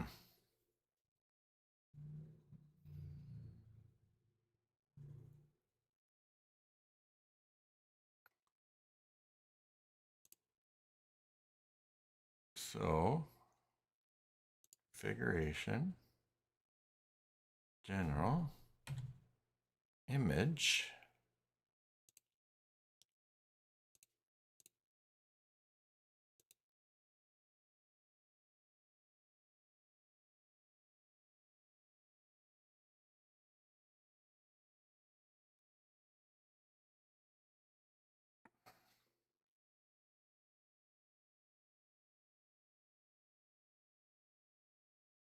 Yeah, you know how Joomla does these sometimes, like training JPEG width. Oh, yeah, maybe. Yeah, events. Although, you know what? The make a birdhouse. Oh, yeah, it's showing 640 by 425, but that's definitely not.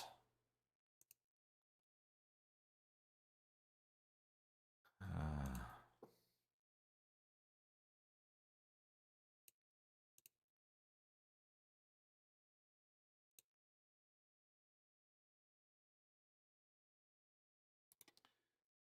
that's definitely not what's going on there.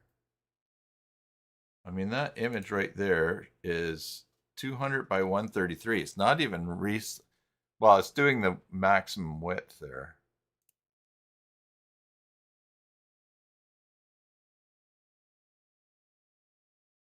Category.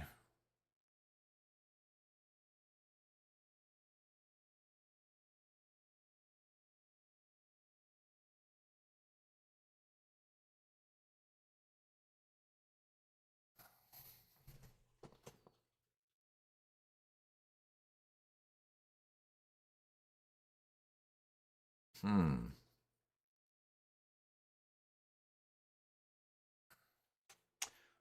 Is right.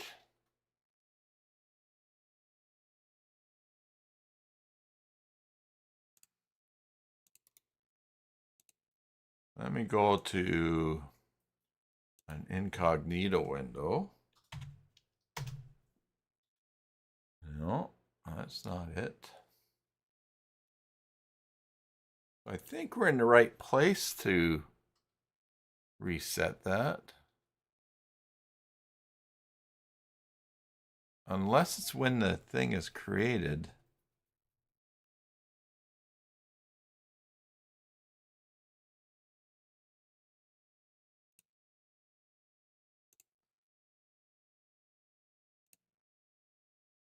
Let's do test. Let's select just the category image here. Oh, I haven't even looked at category images. Let's play around with a couple links here. Let's just see, because we do have options for other links here. So let's go to menus, all menu item. No, we're going to go to main menu. And now we're going to make a new menu item.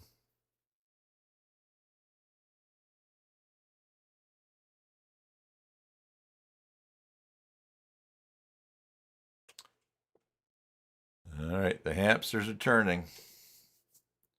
Uh-oh. Server made a little boo-boo. All right, so we're going to go to events booking. Let's display a list of categories. Okay. And let's go event categories. And let's make the parent the event calendar. And we're going to see the top category there. So we'll refresh. We'll go down to event categories underneath here. Yeah, there's, yeah, and 200 by, yeah, that's not resized.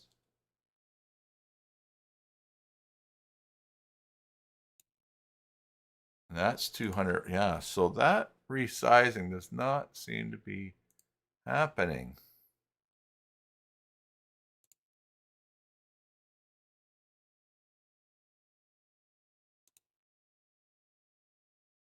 All right, not themes.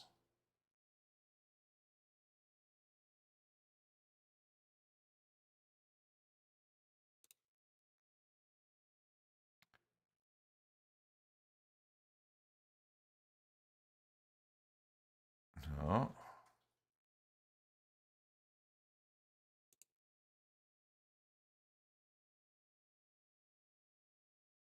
See in thumb folder for categories. See in thumb folder for categories. Is that in the back end here? Where to see that? In media. Okay.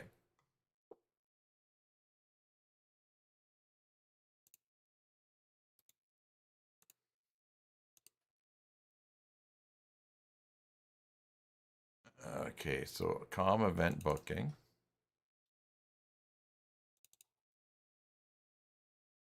Oh, I see.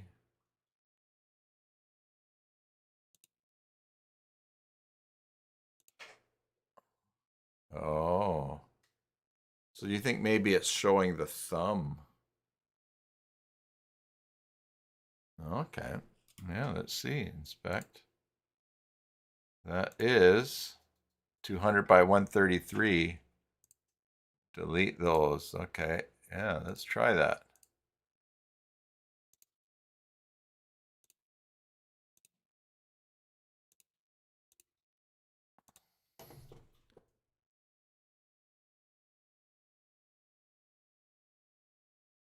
All right. So we're going to go here and go Control Shift and R. And now there is no image there. But let's go to Components,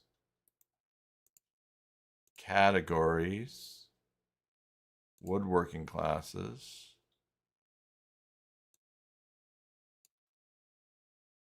Let's select,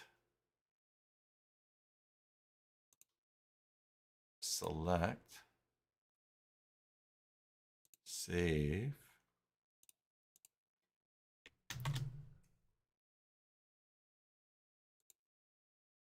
So it recreated it, but 200 by, no.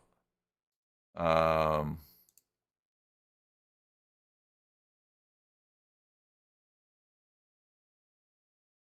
let's just go to documentation.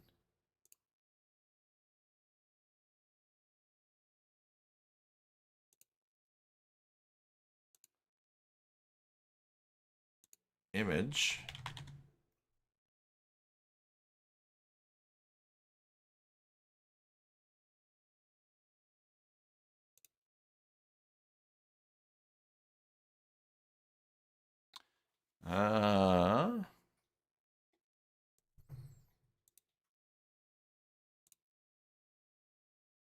By selecting it got recreated.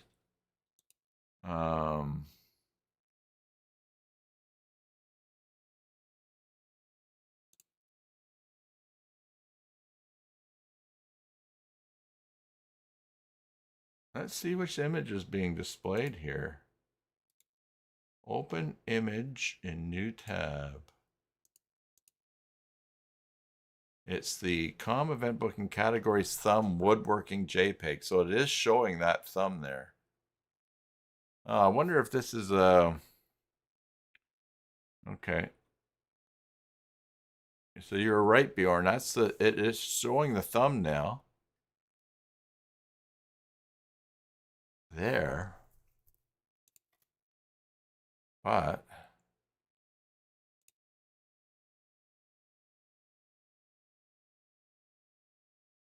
oh, and yeah, I forgot. Yeah, you mentioned about the 3D printing there. Maybe that works out well for us here.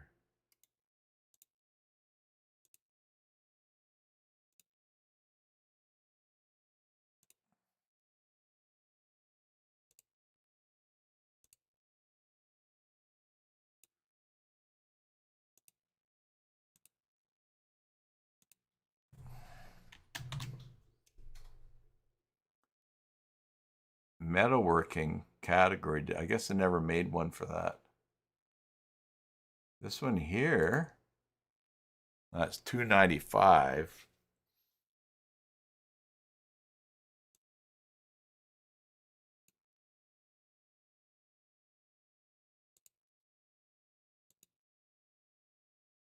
Oh, that's 300 by 200.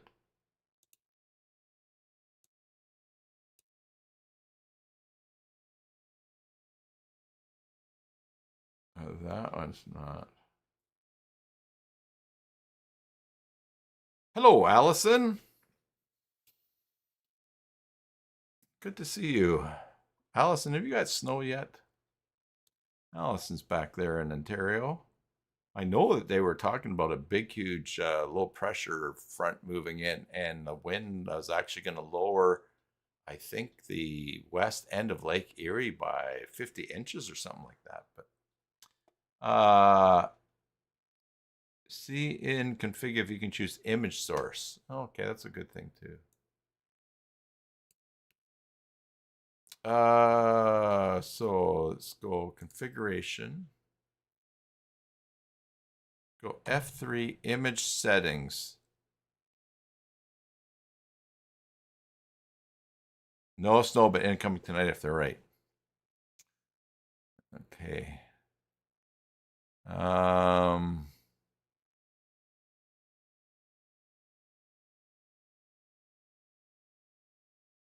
Resize event. If yes, the image which you select upload for the event will be resized to the given size. Okay, maybe. Oh, let's try this. Maybe it's happening upon the upload. Okay, so let's try. Let's go to close that. We'll go to event. No, where do we want to go here? Dashboard. Let's go to an event. Make a birdhouse. I'm going to delete that and we'll select. Now I'm going to delete this birdhouse here. There's someone in our driveway. It's either the mailman or it might be Amazon delivering. Susan and I are going to a Christmas party on Saturday night, and we've ordered. Oh, she shook her head. No, we've ordered ugly Christmas sweaters that have a reindeer on them and lights. All right, so let's upload the birdhouse picture again.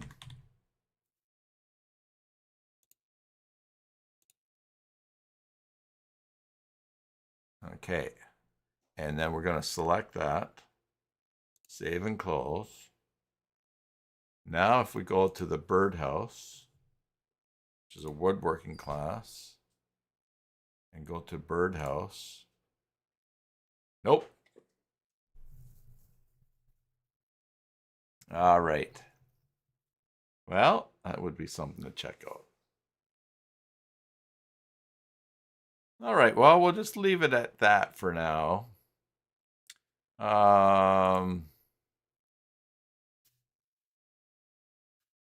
It looks like that's where you would put the information, but could be wrong.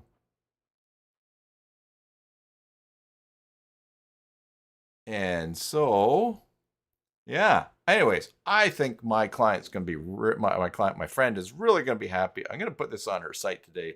I'm going to point her to this video to watch and she can start to get going, adding things and figuring it out.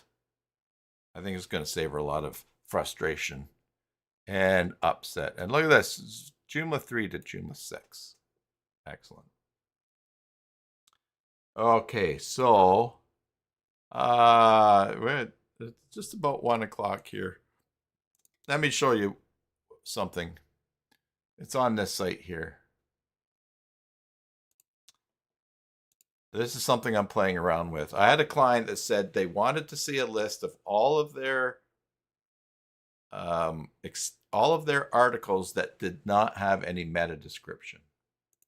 And so I am vibe coding this article meta audit.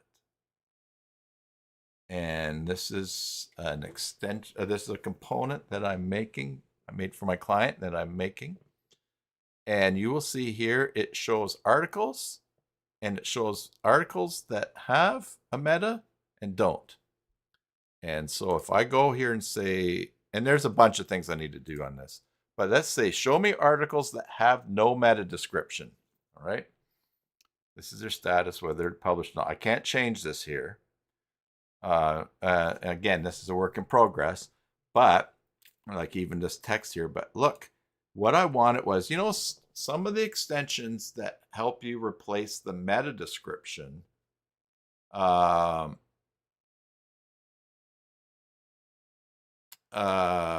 says if you don't vibe code, there is an extension. Okay, well, we'll see. One of the things about extensions that help you with your meta descriptions is that normally if you click here, the meta description that you apply will be in the extension, not in the core. And I've got this so that I can click and it takes me to the article editor. And now if I make a change here, it will automatically, it'll be in the article forever and ever. So if I ever stop developing article meta audit, then you don't lose all that work. And you'll see over here, there's a generate button. That is for a quick connection to AI to quickly generate a meta description. Now, my approach to this right now will be because my client has 1,700 articles without meta descriptions. So my approach is going to be that is quickly to let AI make a meta description based on their content, based on the article. And then they can always review it later on. And I want to do it so that it will run all 1,700 at the same time. I know there's lots of crazy reasons, warnings not to do that or about the quality or that. But listen, a meta description, AI is pretty good, is better than no meta description. I've also thought that it might be handy to be able to generate, if there's no meta description for a category, to generate the meta description for a category based upon AI reviewing the articles that are already assigned to that category. So anyways, that's one of the things I've been vibing. And yes, and then I would expand it.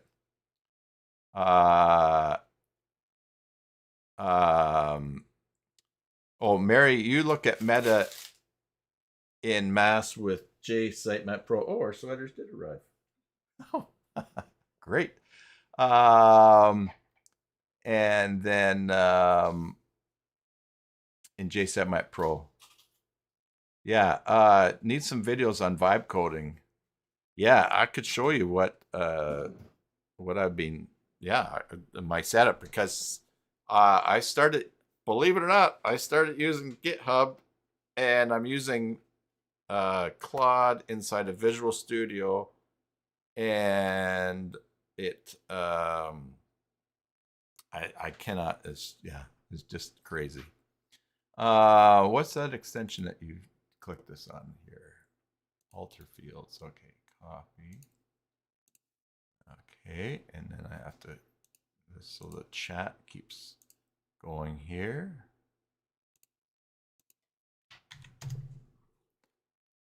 Alter brains. Okay, yeah. For each custom field, you can enable its display and backend item list with some handy settings like CSS. Okay. Well, let me just show you. Yeah, you start using the terminal. I'll just show you quick here now. I mean, if you guys think, see, here's the thing. I'm not a coder. I've said that for a long time. I've started telling people I'm a vibe coder. Because listen, the amount of knowledge, there's just tons of stuff that I don't know. At one point, I was vibe coding and it kept saying, do you want to give permission to do this once, or don't ask again? I finally I said, don't ask me these questions. I don't understand it. Just do it. All right. So it's reckless. I know there's really talented coders out there that pull their hair out of that. Okay. But the craze. Yeah, so I'm not a coder. I'm a vibe coder, and I'm getting not too bad at it. Here is Visual Studio. All right. And basically this so what I have, and I'll just show you here, is I have this folder on my computer. So I put it in GitHub, and then I have this plugin, CS Auto Gallery, that I've been developing and I want features on. So I open this folder where, and this is where I've been talking to Claude. Now I have Claude, so basically I have Claude added here. You can use Copilot, but I found that I was running out of the sessions. I actually can't do anything else till December 15th.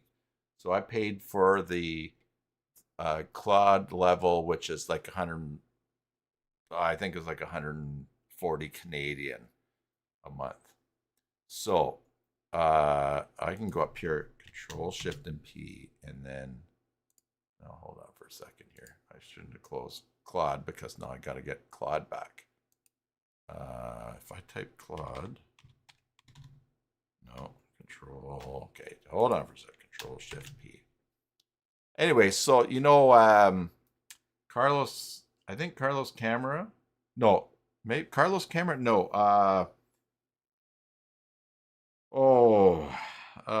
Adam and Olivier. Here we go. Claude code. So now I can talk to Claude in here.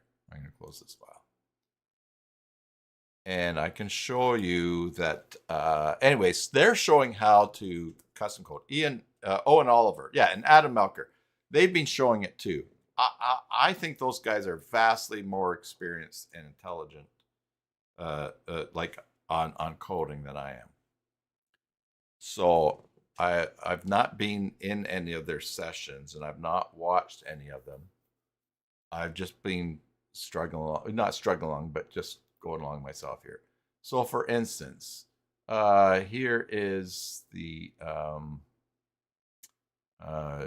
let's see, yeah, so here's the XML file for this plugin, right? And, oh yes, Component Creator, yeah. And I looked at Component Creator when I saw that they were in Component Creator, and I thought, oh, what's the cost? And I think it was like $300 a year or something like that, 200. Anyways, I've just been, I'm not doing the most efficient. But here's the XML file for,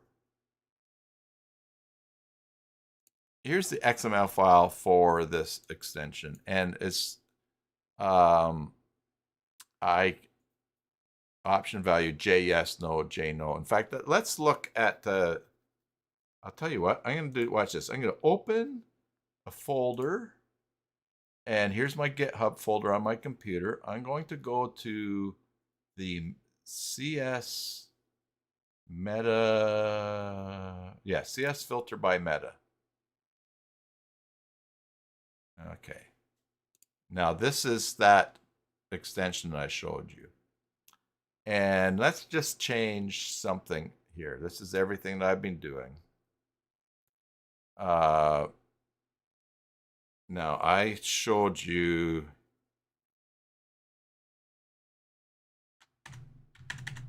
all right, so here's this here. We're going to close this and that. And that's what we're looking at. Close tabs to the right. All right. So, for instance, see how the language file here, com, content, meta, auto, no meta. All right. I don't like that. So that's a language file. So I'm going to go into Visual Studio with Claude, and I'm going to say, in the list of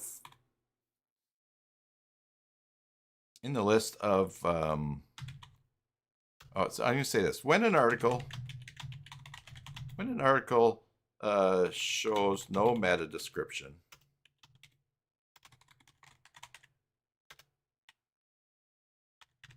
a language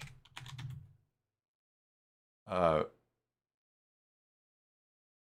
don't even know what it's called, place key shows. And then I'm going to paste that. Language string. A language string shows. A language string shows. Okay. Make that. I want no meta description.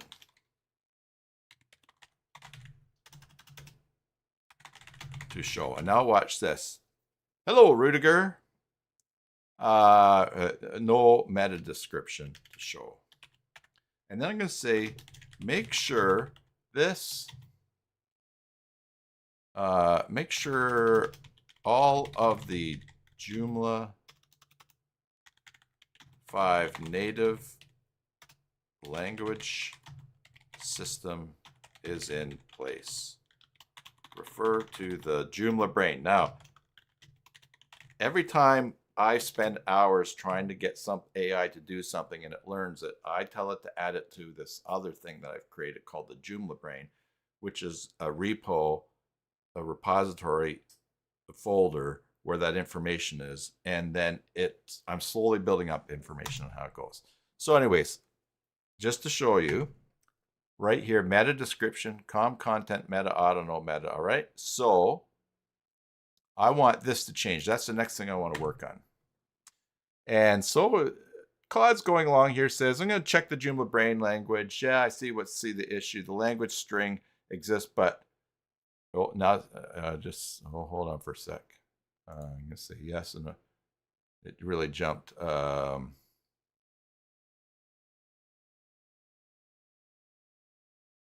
Let's see what's going on.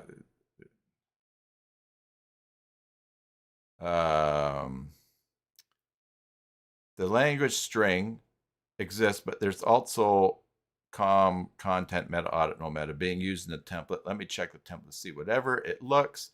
It says, found the issue. The template uses this, but the language has this, So it's rebuilding it. Let me rebuild the package with the fixed language string. So it's rebuilt it. Now, up here, I've got this package that was just made today.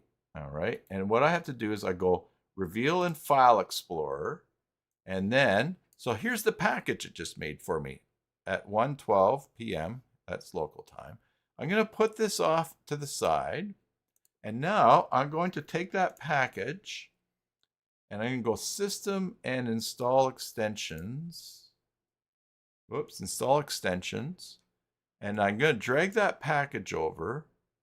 And it's installed it. Now, I really struggle getting Claude to make install packages that will work.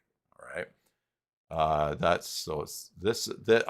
This is working well for me because I've got all these things in what I call the Joomla brain. Now we go to components, article meta, and now there's my string. I fixed that. No meta description. And that's all I wanted. Right. Now, what I do next is, let's say, I was going to say, yes, that worked.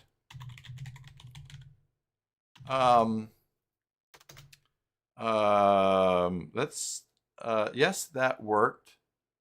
Add this fix to the changelog files. All right, so I'm going to do that. And yeah, it's really cool. I guess I could, I don't know if I want to just put a video out there to say, hey, here's what I'm doing. Here's how I'm learning how to do it. Because I really don't know if I'm just totally messing this thing up. There's probably faster ways, better ways, but I'm just trying to figure it out. As you know that I do at things.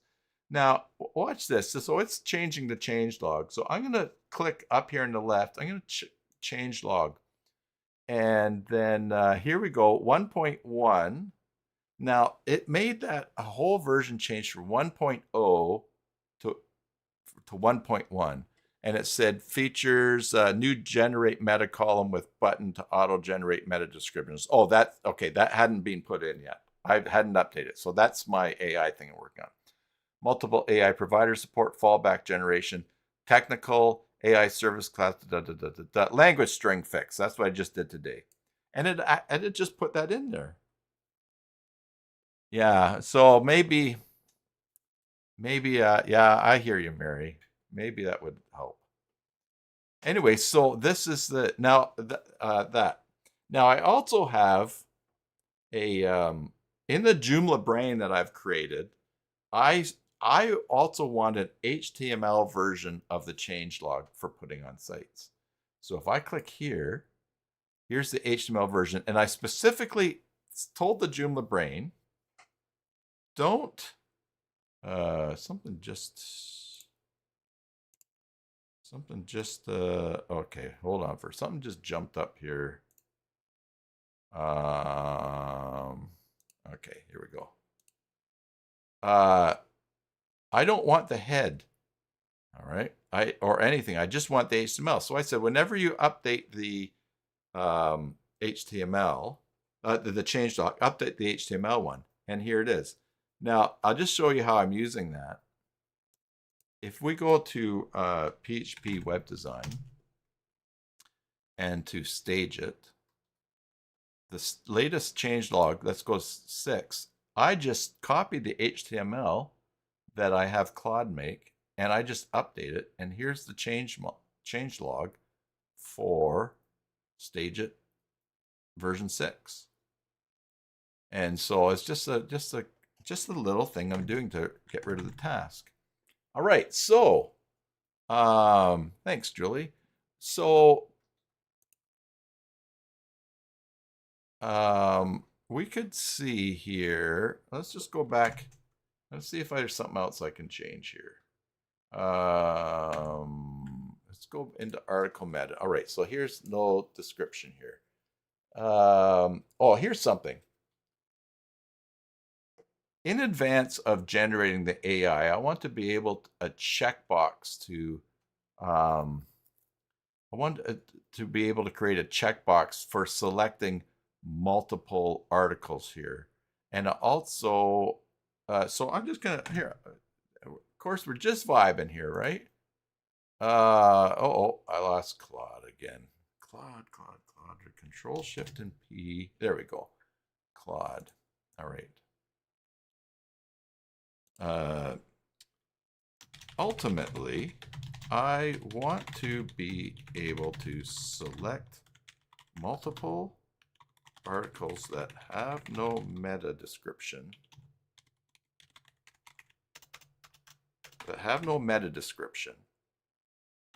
And then click a single button to have AI generate a meta description.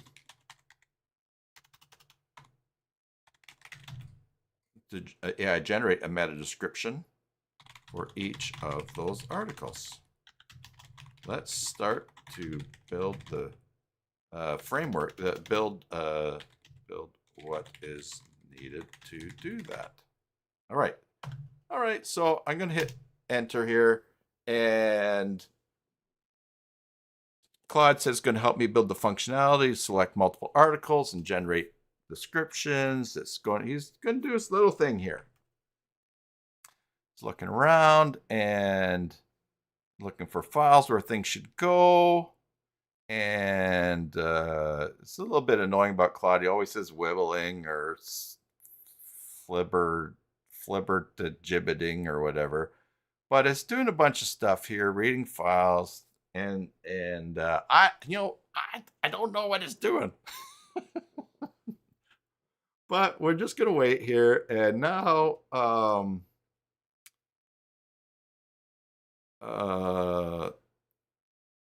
we just I don't know. I just kind of wait. I can walk away.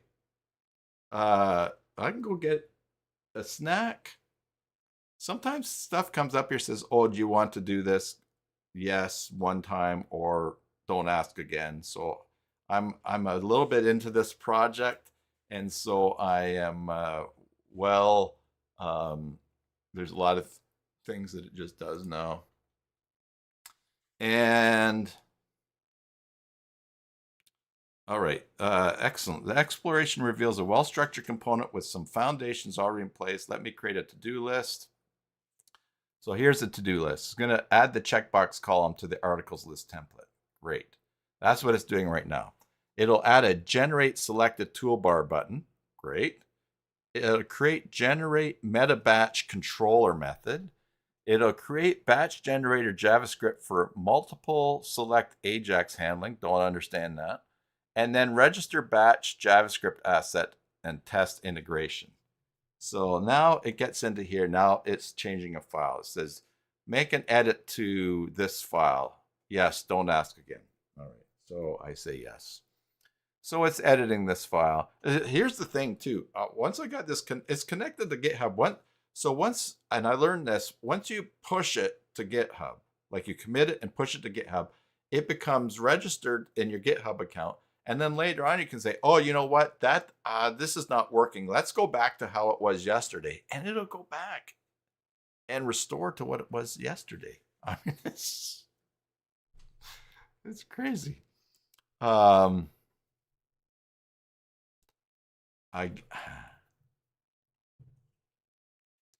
all right, so it's doing its here. Red is what it takes out.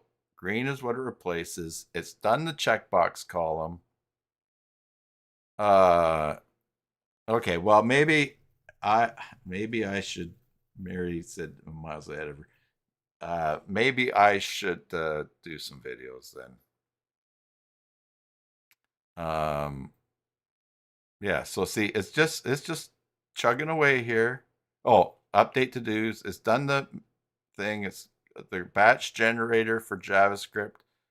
Now this might not work. And you know what happens is sometimes I get the package and it says JSON error, can't, illegal thing or whatever.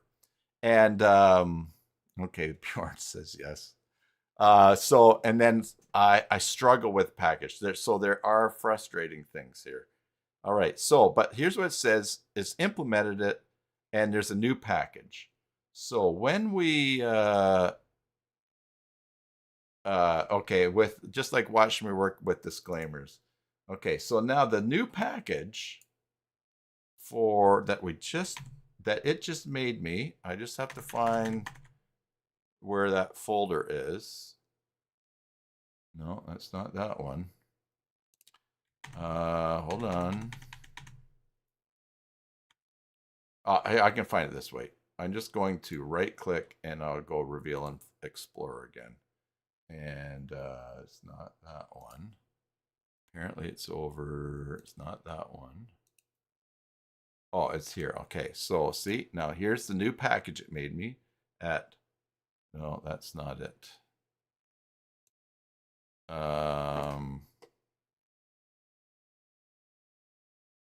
Oh, it says create a batch generator. Current how to use I need a new package. Didn't make it. I need a new package to install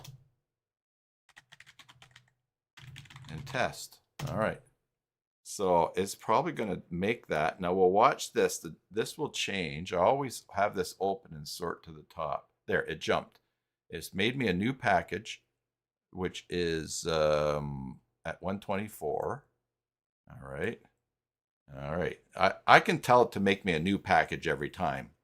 It's just forgetting to right now. All right. So now we're going to go here. We're going to go System, Install Extensions. And I'm going to drag over that package. Oh, before I do, let me just show you. Here's what we're looking at before. Okay, let's close that and that. All right, now I'm going to install this latest package that it made me. Now notice, see, it says package content meta audit XML description. All right, so that should not be that way. It should say what it's installing. So I'm going to get it to fix that. But we're going to go components and here, and this is what it is now. So before, I had no way to select multiple articles. And here I can select multiple articles. And now I've got sort of this button up here, generate selected. I don't really like that. I don't like the color of it. Although interesting that it does not show up. Oh, it highlights. Oh, so I'm going to fix the look of that. But assuming, and I only have this using ChatGPT 3.5. And I don't even know if that part's working yet. But look, if I pick this, this, and this, and click generate selected, failed to generate meta description for one article. And this is something that's jumping up. This is me getting logged out of another program. Now,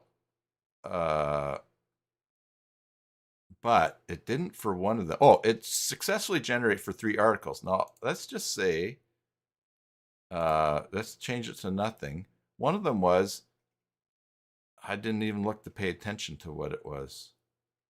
Let's try that one more time here. Filter options, select no meta description.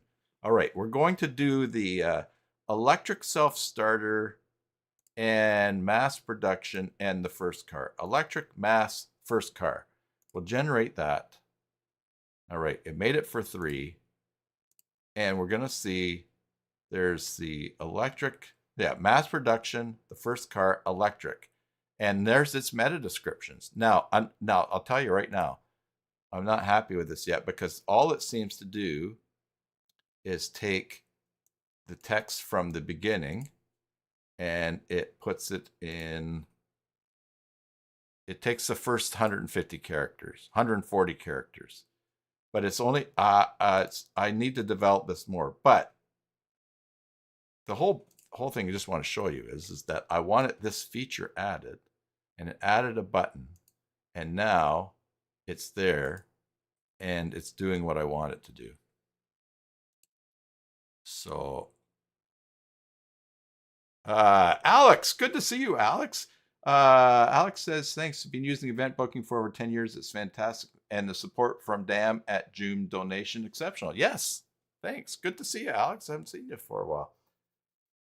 Anyway, so as far as back to this vibe coding, yeah, it's just, it just blows my mind.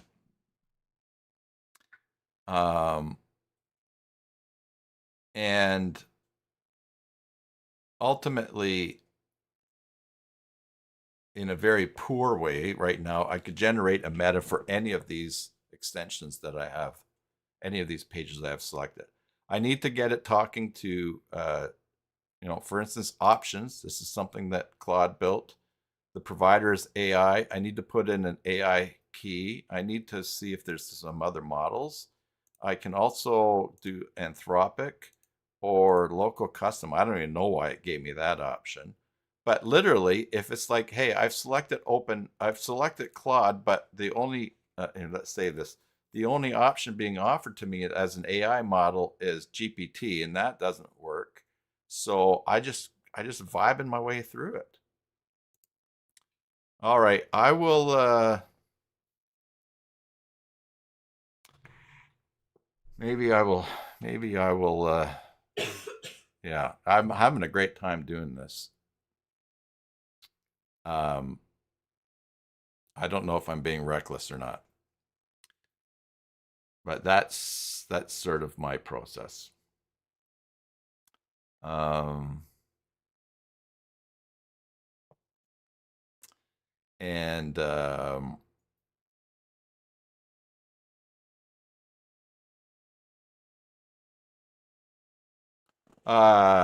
you can host Olema on server at local no cost.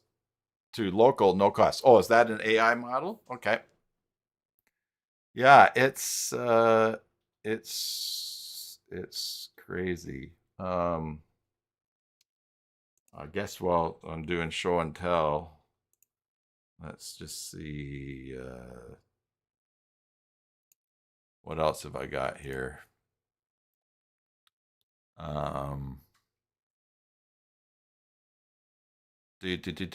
User back. Oh,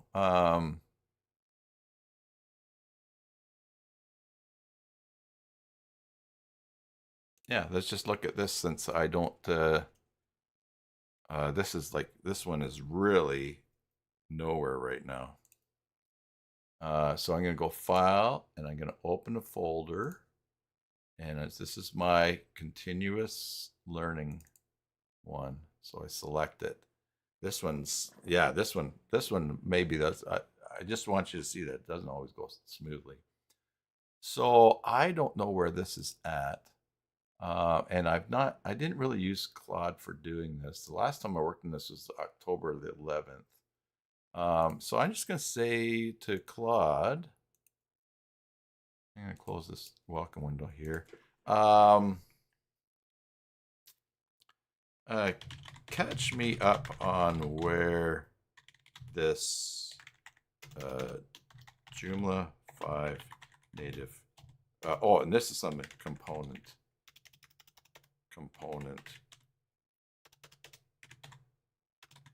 is at. First, connect to the Joomla Brain repo, subrepo that I have other projects linked, other projects using. All right, so the using the address of that repo is, now all I have to do, and the reason I'm doing it on GitHub is because I'll just show you here, is because I want it to be able to be shared, so it gets connected through GitHub. And you'll see that I have some files here, Joomla 5 checklist, package build notes, build package, all these things. Whenever it learns something, I say add this to the Joomla Brain. But I need the address here for where it is. So that's just what we got here. All right. And so then I'm going to go back to here. And the address of that repo is that. And we're just going to do that.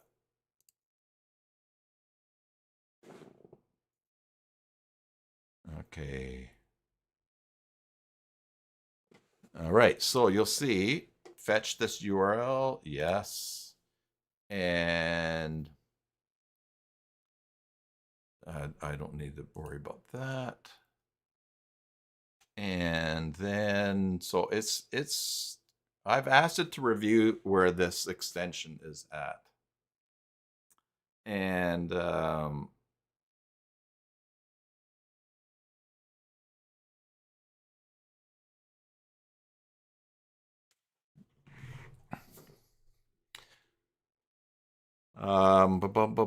it's just going away here. So it's looking at everything. It's reviewing what I've got. Dashboard model. Anyways, it's just doing something. I don't even have to read along. And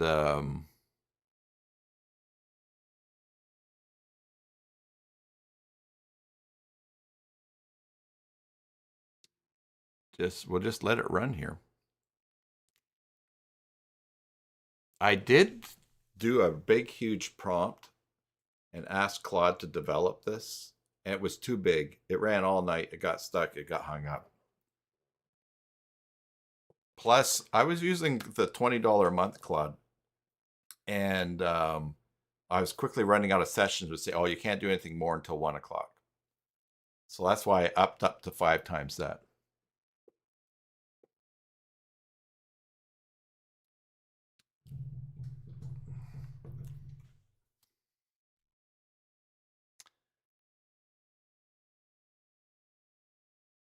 So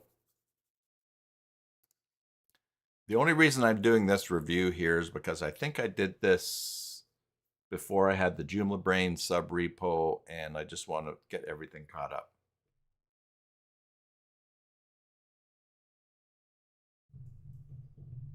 Yeah, N8 N8N is something that I'm curious to learn. Just because it's free, if I can get it running and do that automation itself, I like that. The make.com, I've got that. I bought that for a year for a client that wants to do syncing and that. But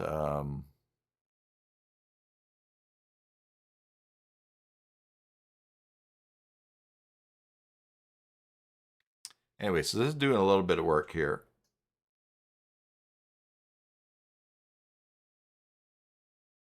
Okay, here we go. This CS Learning is a learning management system component for Joomla 5, yeah. Version, target, PHP 8.1 above. Okay, so I'm going to change that to 8.3. And so what I can do, oh, I know what's happening. I bet you Susan's working on that table in the background. That's why.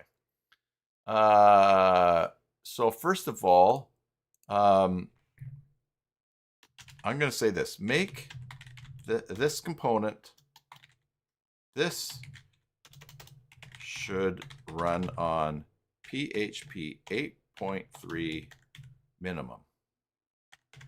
All right, so that's one thing I'm going to tell it. All right. The backend admin 60% complete. Okay, I knew that.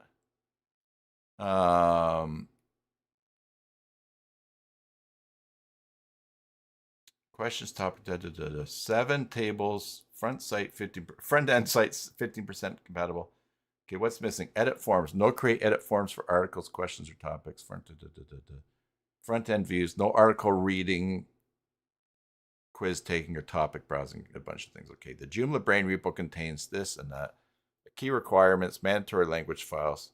There's a duplicate administrator folder that appears to be legacy. The correct Joomla 5 structures admin, and the administrator folder should be removed. Yes.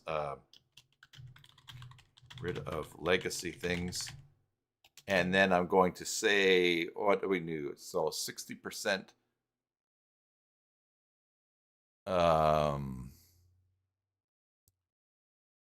Work on the progress.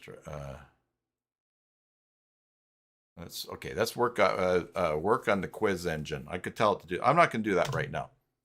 So I'm going to set this to PHP 8.3 minimum. Get rid of legacy things, and then we're going to install the package. See, now this just has. I don't see that there is a package for installing this. So it's updating the PHP requirement to that. And it's going to check through things. It's changing the requirements here in that file, whichever one that one was. And then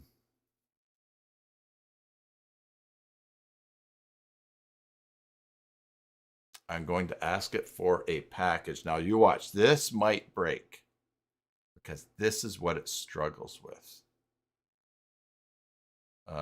at the beginning.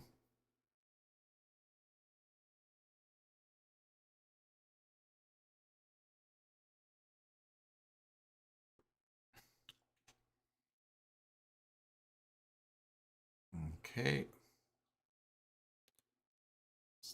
Doing these things. It's removing legacy things. Changes made, PHP version updated, legacy items removed, clean structure. Yeah, I've got my doubts about this, but okay, so I'm going to ask this. I need a package to test and install. Always make me a package after completing things. Okay, so let's see if it makes me a package. Oh, I spelled package wrong, but it'll figure it out. Let me check to see if there's a build script in the Joomla Brain. Yes, there is a build script because I've already spent my hours trying to make this work. So I said, what have we learned? Put it in the Joomla Brain. Okay, so CS Learning. All right. Now, that's just the COM. I'm gonna want other things like modules and packages. But what I'm gonna go this. I'm going to reveal in File Explorer, and now let's see if it will install in this J53 site system. Install extensions. I'll be surprised if it does. Yeah, see now. Big. Now I've started. This takes a lot of time. So I'm just going to tell Claude, I get this when installing. Get this when installing the package. And now watch. This has been a recurring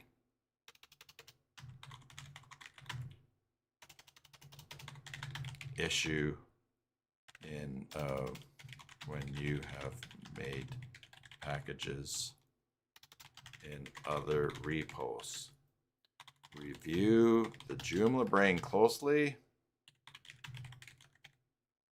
and visit other repos that use the Joomla brain to see successful packages. All right. So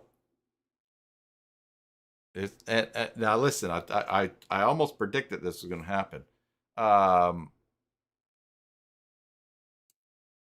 It's going to go. It wants to look at some of these things here. I almost predicted this was going to happen because it just, the AI just this.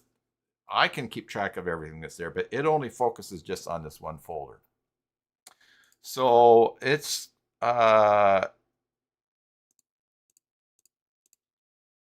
looking at everything. Hopefully it gets it right. I won't make you go through more today. This, if we're doing videos, then this will be something more to watch. See, for here, I've got here CyberSalt Brain Corruption Fix. Joomla Brain main file corruption. All right, so link to my GitHub.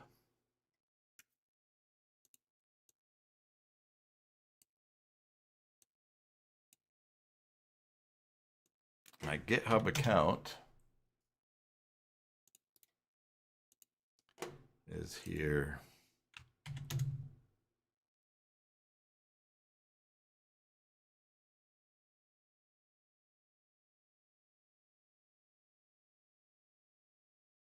All right, so we'll keep doing this here.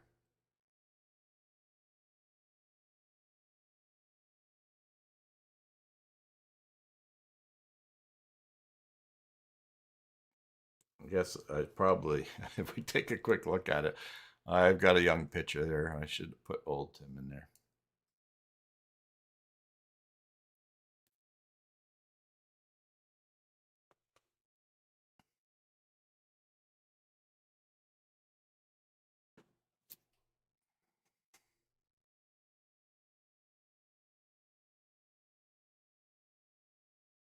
So this is running.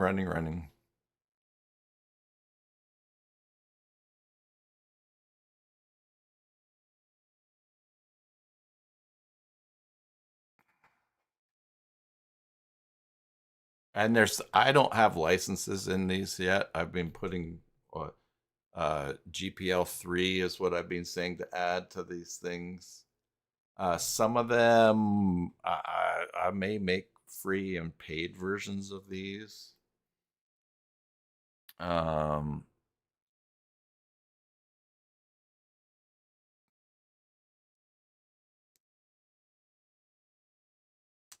Anyways, yeah, so this is PowerShell's compress archive does not create proper directory entries. Use 7-zip instead. That's what was the issue. So now it says done. It's created it. I have an updated version here from 144, which is the time. And now I'm going to try and put in that package again. And I don't think it worked. Oh, it worked. There you go. So now I go to CS Learning and the dashboard. And here's what we've got. I manage articles. So nothing's, when I click manage articles, nothing shows. It's not built out yet. So questions. It says there's 156. So here's an example. So I'm just going to select this. And now I'm going to go and I'm going to say when I select manage questions in the dashboard, when I select manage questions in the dashboard, I get this error. And I paste it. And then we just kind of wait. This error is about search tools filter forms being called unnull. Let me check the questions and model fix this. The issue is that the view calls this filter. There's no filter form XML file. I can't read this fast enough. So it's going to create filter form XML for questions, article views, topics, progress. Maybe none of those things work. And it's going to rebuild with 7-zip. You want the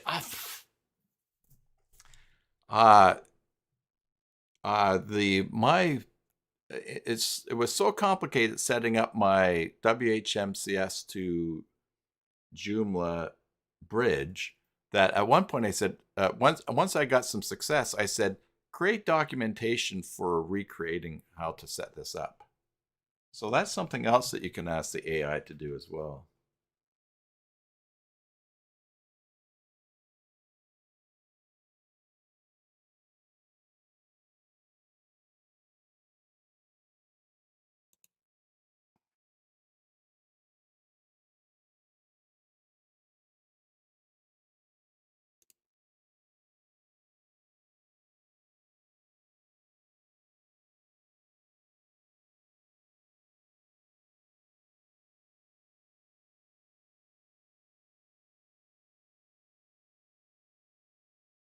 All right, so it's doing its thing here. And with this, I'm going to stop after this because I got to go have some lunch. But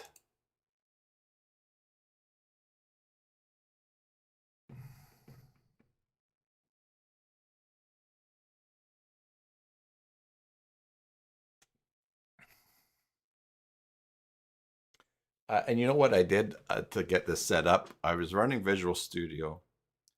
I was using Copilot, the AI that comes with it, and I said I don't understand GitHub. I'm a noob, and so it just helped me to set things up. All right, so we have this new CS Learning. So if I go to System and we go to Install Extensions and I log, now that should work again. Yeah, great this time. Excellent. I go to Component CS Learning Dashboard and now I go Manage Questions. And now that worked. So if I go New, now see, this is probably not built out. But now the next thing is I'm going to say, hey, when I click New, there's no way to do it. And it's a 404. Clearly it hasn't created it yet. But this is what I'm plugging away at. Manage articles, new, yeah. My plan for this is that when you go to content and articles and go to an article, so let's go to here, that there will be a tab here, just like in J2 Commerce, that there will be a continuous learning tab, and I will be able to assign this article to to learning areas. And I'll be able to, so instead of having separate articles for the learning process or a separate learning thing, it's going to use the core articles and I just add them to things. So when I add a new video, I can say, oh, this should be in the Template Creator CK and also in the menus course. And then I'm going to have it so that people are alerted that they get the, hey, you wanted to be notified when a new training is available in Template Creator CK. It is here. Click here and go and see it. Anyway, so hello, Stefan. You got here just in time as we're leaving here. Iverson, can you use Cursor instead of VS Code?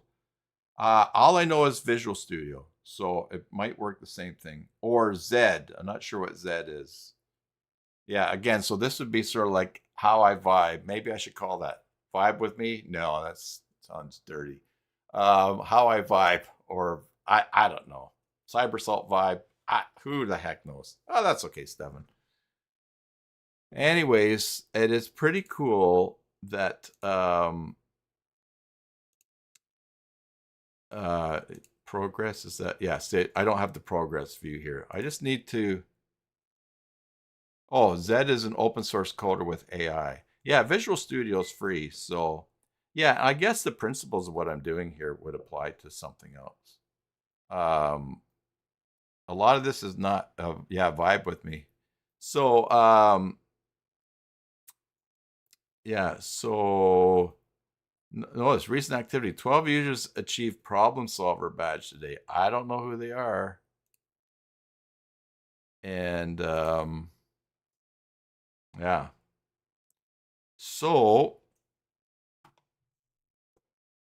here we go. I think you can see me now here, right?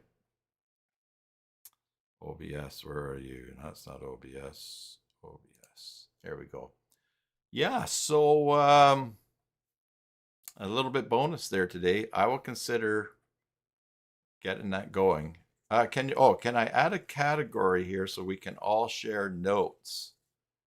Oh,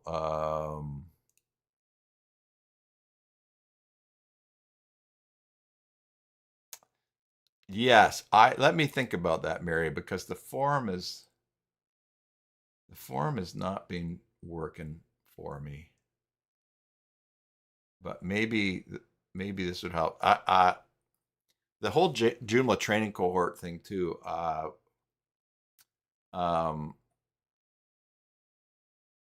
Yeah.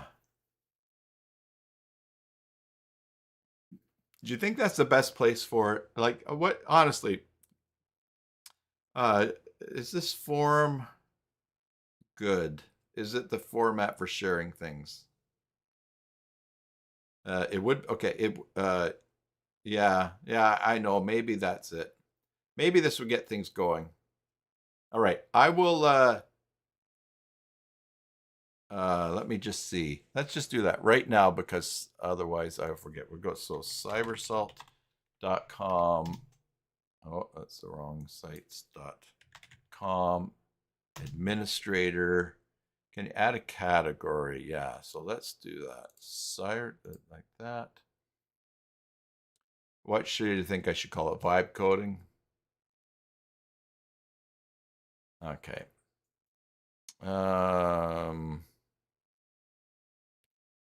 Let's see. Components. And Kunina. I realize you can't see the screens here. Categories. I'll make a new category. What will it be?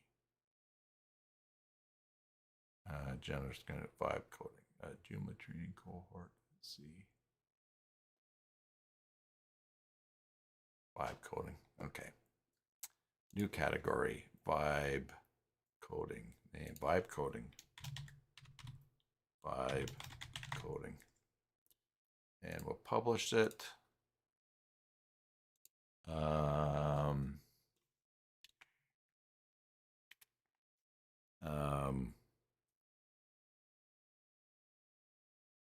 I don't know even what to say. a description, a discussion about and sharing of resources for vibe coding.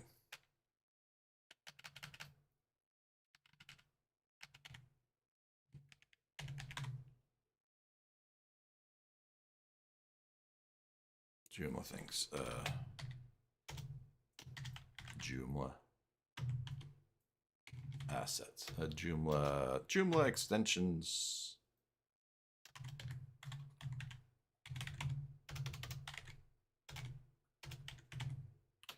And we'll go components. Components, plugins, modules, templates. I will say this about the cost of Claude. He is Bjorn suggests coding and vibe coding. Okay, I'm gonna put. We can always change that around. Maybe we'll do. Okay. Claude saves me so much time, and ChatGPT. I just consider the cost as like having an employee who, when I get an error, I say, "What's this?" In fact, when I got the results from my doctor about my ankle x-ray, and he's explained some things, there's some terminology I didn't understand. I took the PDF, I printed a PDF of the screen because he notified me by email through a secure thing that he has. I put it in ChatGPT and said, explain. And it told me what it said, what he was saying. Now, obviously, he was just telling, I could read that that my ankle wasn't broken, but I just wanted to understand some of the other terms because there's some ligament that was in place and it had the name. All right, so I'm going to save this. I like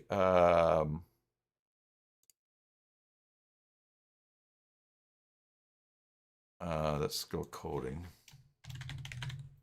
All right, publish, save and close. And then I'm going to vibe coding. We'll go here. And I'm going to top level, put it in coding, save. And if we refresh,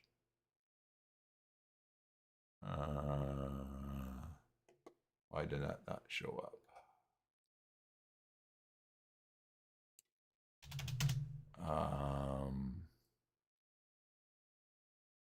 Oh, okay. It is at forum.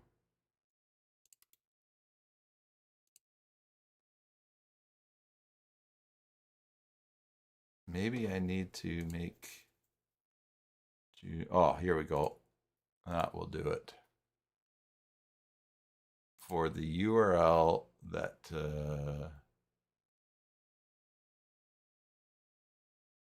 coding.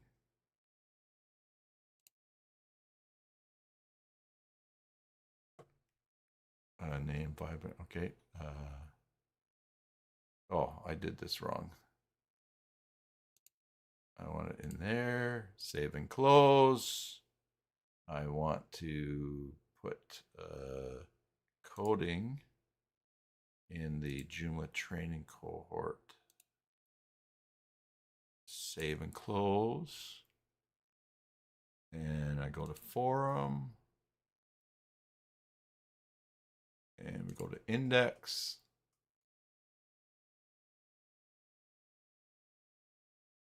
All right, there is now a coding topic, a coding area in the Joomla training cohort at that link that Mary shared. Okay, that'd be great. Yeah, yeah. All right. Hey, you guys just if you want to help me keep on top of that, if you're doing stuff or you want to be a moderator or you see something that's needed, then let me know because I got a lot of stuff on my radio right now that's blipping. But that's there now. So, okay, excellent. All right, everybody. Well, thank you very much. And for that was good today. I'm glad that I can give this to my client about the event booking. And yeah, I'm excited about the vibe coding. So if we do some stuff together, oh, sure. Oh, thank you, Mary. All right, everybody. Well, time for me to go get some lunch. Where are we here? As you, thanks for all your help today, everyone, especially Mary on the event booking stuff. As usual, I hope that wherever this finds you, be it morning, evening, afternoon, or tomorrow, that you are well. Till the next time, enjoy your Joomla sites, and God bless.